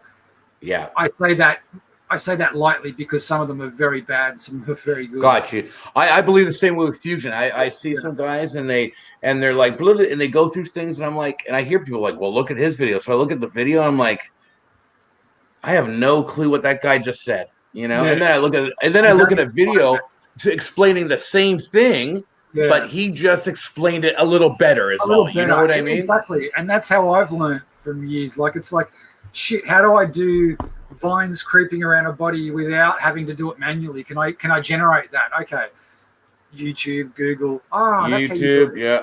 It's mathematical. Okay, well, I'm not a maths person, but I can figure that out, so I'll do that. Yeah. You know, I couldn't figure that out. I don't math. Yeah, so I'm not a CAD person. That's why I don't use Excel. Yeah, see, Blender's great because it just deals with basic measurements. So, how big is this model? It's X amount of millimeters long. It's okay. How long is this between here and here? It's really basic stuff, and it's as complicated as you want to make it, if that makes sense. So Fusion sort of forces you to be, like I said before, that organized CAD, which is great. And I'm not knocking that at all because I wish I was that in some ways. But also, too, it takes away a lot of the freedom of being able to just grab a model, throw it here, throw it there, work on one, grab another one. I love my Blender. I won't deny it. I probably won't ever stop using Blender, to be honest. So. Hey, I have a side comment from somebody who just messaged me who's watching. Yeah. Geoff needs to make videos to help us learn to model. I'd pay for those. Yeah, well, that's always been an option for a tier. And like I said, I'd actually been making the tutorials as I was making the models. But the tutorials, it's fine because Blender's not going to change for another 10 years. The problem is they changed at the most crucial point for me. Like, they couldn't have done it at a worse time. Like, they really couldn't have. Like, I had all these videos ready to go, you know, shortcuts, keys, the little icons that pop up to show you what buttons you're pressing, all that stuff. And none of it makes sense now because there's a new version of Blender. And so I could either release them and make them released and obsolete upon release or do new tutorials. And I decided that was like Fusion. I feel like that Ion Blaster would be a great start. Yeah, and that's that's probably a really, really good start because it's like the hammer and the chisel thing. No, I know what you're laughing at, Tilly. I know Chris is busting my balls, but he's fucking Optimus Prime. No, I'm still hashtag Optimus Prime. Well, move away from the Optimus Prime and think about just the gun. Yeah, if you look at just the gun, it really is a simple model to make, and it's not. It really is something that I think every single person in Patreon, if they went and picked this program up, could make if they followed me. That's not even a complicated. So it'd be great. Tutorial. Like it'd be a great tutorial, is what. If you did that, Geoff, that would be huge. Like I'm just saying, for me personally, Blender for me, like I got it years ago, and it was before I learned anything about Fusion. But everyone's like, "Oh, get Blender." I'm like, "What the fuck is all? I don't know what any of this does." Yeah, I've been there. I have no idea. And it's a nightmare. It is a nightmare, and the only reason I got to learning it, and I was the same. I put it down 10 times. I didn't want to touch it. I thought this just sucks, but I needed to use it to do a particular model for a game that I was making, and it had to be in this format. Had to be made in Blender, and I thought, shit, okay. And so I was sort of forced to get over that learning curve. So it's really only about a 1 to 2 hour learning curve. And it sounds. Well, I got to tell you, I used to be a Patreon of Killian, okay? And I don't know if you guys remember Killian. He put out some like the sickest helmets on Thingiverse for free. Red Hood ones. And you mean Peter Snyder? Yeah, sorry. Yes, thank you. Peter Snyder was a patron of mine, and then I told him how to do everything, and then he dropped Patreon and started his own. Well, and that's what happened. Good on you. He pumped out a few videos on his Patreon, like how to do a helmet, and he made part 1, part 2, and then never came out with part 3. And I'll be honest with you, those two parts, though, it was a shame. And I even commented, those 2 parts, I learned more because he did all his stuff in Fusion. So I learned more from those 2 parts, and I was like, "Oh, where's part 3? Where's the 3? Where's the plot?" And it was like, "No." So everyone's agreeing. I think one of those things is that, and like I said, you've talked about this for a long time. I think tutorials on basic stuff would just blast stuff. I think too, what a lot of people get intimidated. They'll see a model and think, "Oh my god, that's so complicated, that's so good." But what you've got to remember. Like I'm a very average 2D artist. I can draw, but I'm not what I would consider a great drawer. Okay. Yeah. 3D lets me do all the things that I can't do with my hands and a pen and clay. I can undo stuff, I can redo stuff, I can mash stuff together. And I think, to be honest, I think that's something that anyone can do. I think whether you're even mildly artistic, even just slightly have a vision, you can make it if you just. It's really just knowing how to use the program. Listen, that's where I come from. It's just like I wanted just to like make something. Honestly, like in the beginning, I wanted just to make some rubber band guns, right? You know, and then I went from there, and I want to learn. Yeah, and I wanted to learn something else, and then honestly, I made a grinder. No, I made a weed grinder. Dude, your grinder, I have given to so many people. It's the best. Yeah, it's the best, and it's actually not a shared file. It's private, but it is the best out there. That's it. And look, those are the things, and I just, I wanted to learn something, so I decided, okay, well, you know what, I'm going to learn it. If I want to make it, and it's like we were talking before. There's nothing else. Pattern happening here, Jeff? I do. Yeah, okay. And look, of course, and there's one thing I'll say, and look, and Michael's made a good comment. Like he's just signed up for a Udemy course, which is great. And look, the Udemy courses are fantastic. Yeah. I'm going to tell you something though right now for that Udemy course. What you want to do is when you open Fusion 360, okay, they have the new GUI, okay, which is your interface. I don't like it. What you want to do? One second, guys, because he signed up for that course. What you want to do is go to your preference, and you can use the talking about Blender. Oh, I thought. Oh, he saw it for the Blender. Oh, my bad. Okay. I'm like, why are you explaining Fusion 360? He's sorry, talking about my Blender. bad. Sorry, my bad. What I was trying to say is with the Udemy courses, while they're fantastic, they will teach you to model an object and how to model that object and what tools you need and that sort of stuff. But what they don't unfortunately explain is everything else. Okay, Yeah. so why when I import this model into my slicer, why does this particular face reverse itself for some reason? Why doesn't it? Or does it have a hole in it? Yeah, why does it have a hole? Why can the repairer not fix this hole? Why? It's I want to cover without going like overboard, but so in the process, so what I want to do is make that Optimus Prime gun, okay? But also cover the issues. No, it's a really good example because it's basic not model. It is, yeah. And I really think people could make that if they follow the tutorial and get a very good copy. So instead of me releasing the model as a patron release, we release a tutorial as me making the model. Here's the model if you really don't want to do the tutorial, but hey, if you want to follow or do it yourself. Do it yourself. And it's so much more rewarding when you make a model yourself. Oh, yeah. I agree, man. I agree. Honestly, when I first built my I sent it to you. I sent it pretty much everyone. Like, check this freaking rubber band gun. I was ecstatic. I'm like, I built this shit. Like, I was so happy, man. The first time you build something, especially when it's parts and they fit and it's amazing. Yeah. Like I used to do when I worked for the printing store. I used to do YouTube videos for them, like Fusion stuff, but like Fusion basics. Hey, do you want to know how to make a coaster? Here's how you do it. Do you want to know how to make this? Here's how you do it. But here's what you can change. And it's for me, like I was saying before, though, Jeff. Like if you were to do this, okay, and I'm just saying for me personally, that would be huge for me in my own like growth as a modeler because I don't grow. I don't do organic modeling. I suck at it. I agree. Yeah, I agree. If I can, and this is going to sound sort of bad for business, but if I can teach more people to make their own models, I'll get less requests. Essentially, it's like. Well, the thing is, I don't think it's too bad for your business because in the end, even in the beginning, no guys were making a T8, right? But it's a lot of people ask me for models, and it's like, dude, do you realize you could make that yourself? Yeah. Like it's going to take me 3 minutes to make.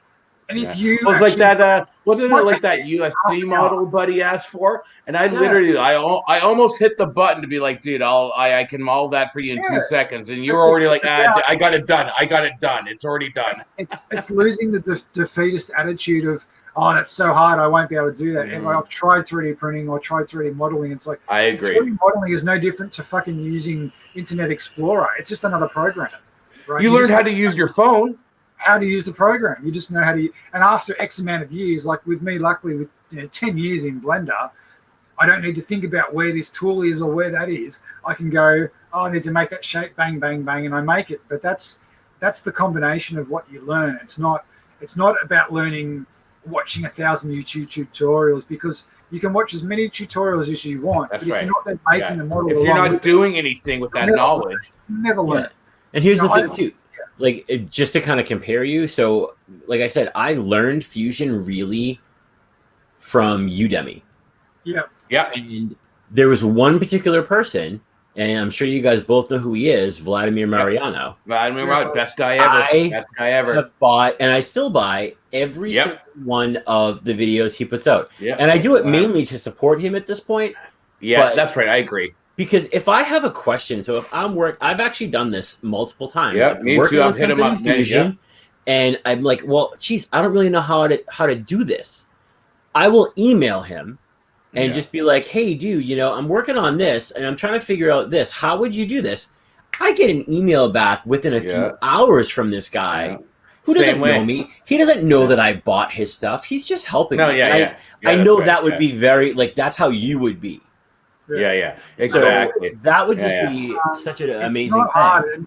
It's not like I'm doing anything it's impossible to do. I'm just it's for me personally, I had something that I needed to do at the time. I wanted to make 3D models for a game and be able to import those models into a game. And so I was fortunate that I not only learnt 3D modeling, but I learnt texturing, UV mapping, rigging, and all of the stuff that goes into making models, because 3D printing is like the arse end of all of that. Yeah, that's right. Yeah, that's the end result. It's the end result. There's no rigging, there's no animation, there's no. It's just a static figure. Otherwise, you make parts. And then when you get to it, you start. I bought a fucking Oculus Rift so I could use the 3D modeling. So I'm like, I don't know how to do this. No, and that's what I like. If I can just even get, a percentage, a very 1%, 5% of people to learn how to use a program, and then say next time they say, "Oh, Geoff, can you make this?" They think for a second, think, "Oh, hold on a second.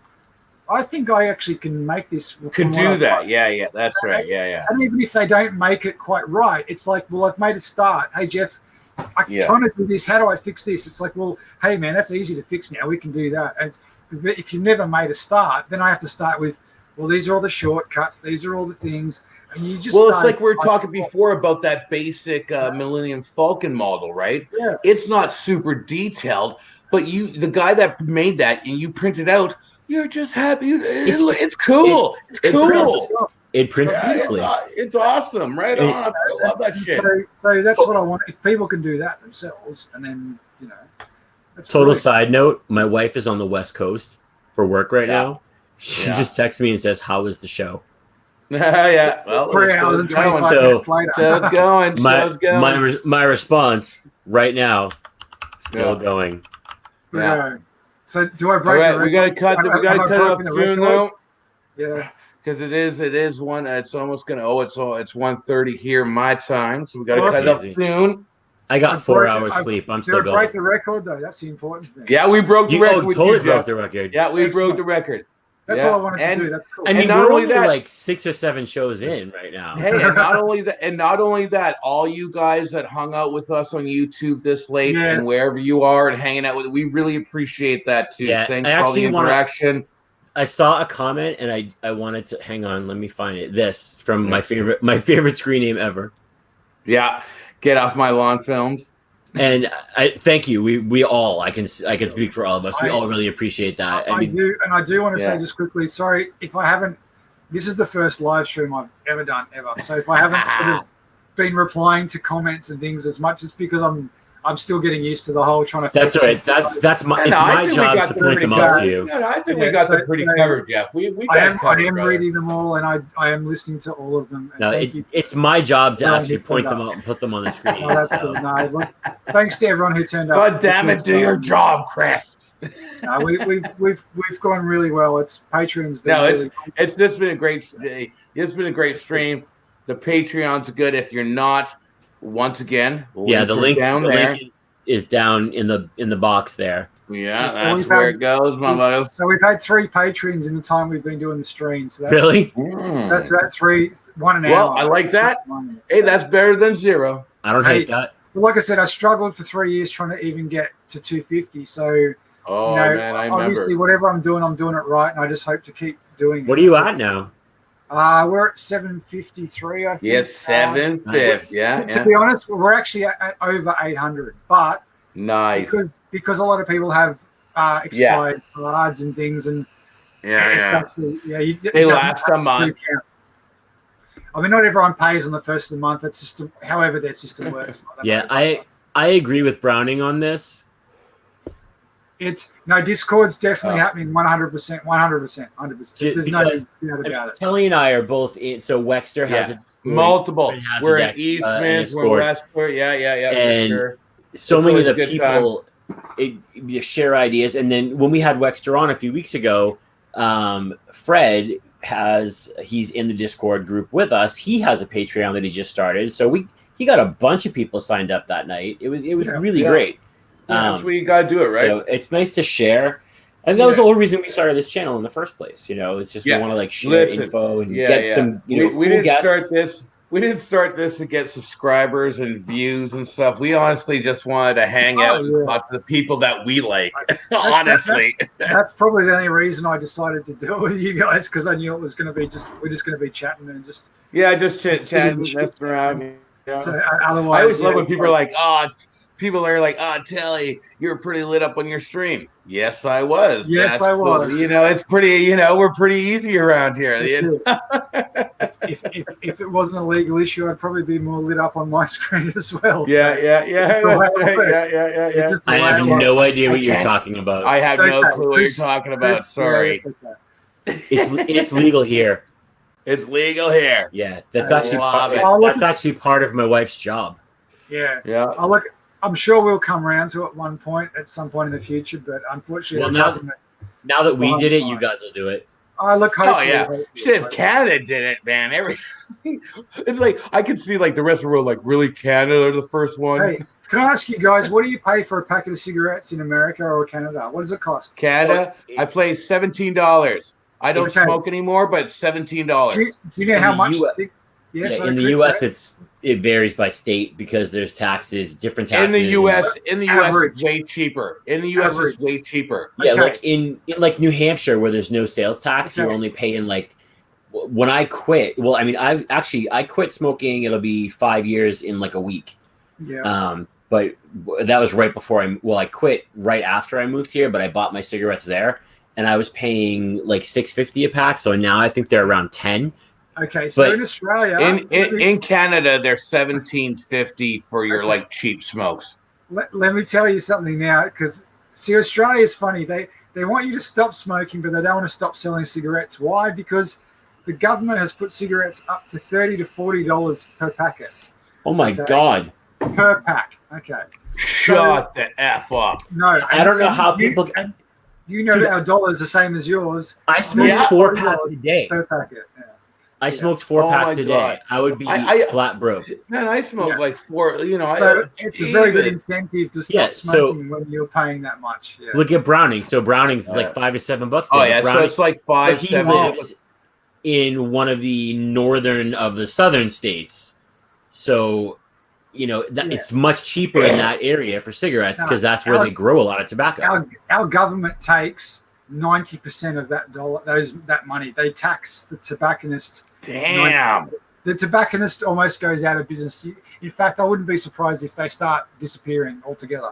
But you know what? Listen, in the end, that's not a bad thing, right? It's not a bad thing. It's not a bad thing. As much as you want to be pissed off about it, because I would be too. Do you want us to stop smoking for health reasons, or do you want to keep making money off us? Because they make billions of dollars. Either stop it or don't. Right, one of the two. Yeah, I got you. It's like the guns. It's like the guns in Australia. You don't want us to have guns, or that's the funny thing. Guns too.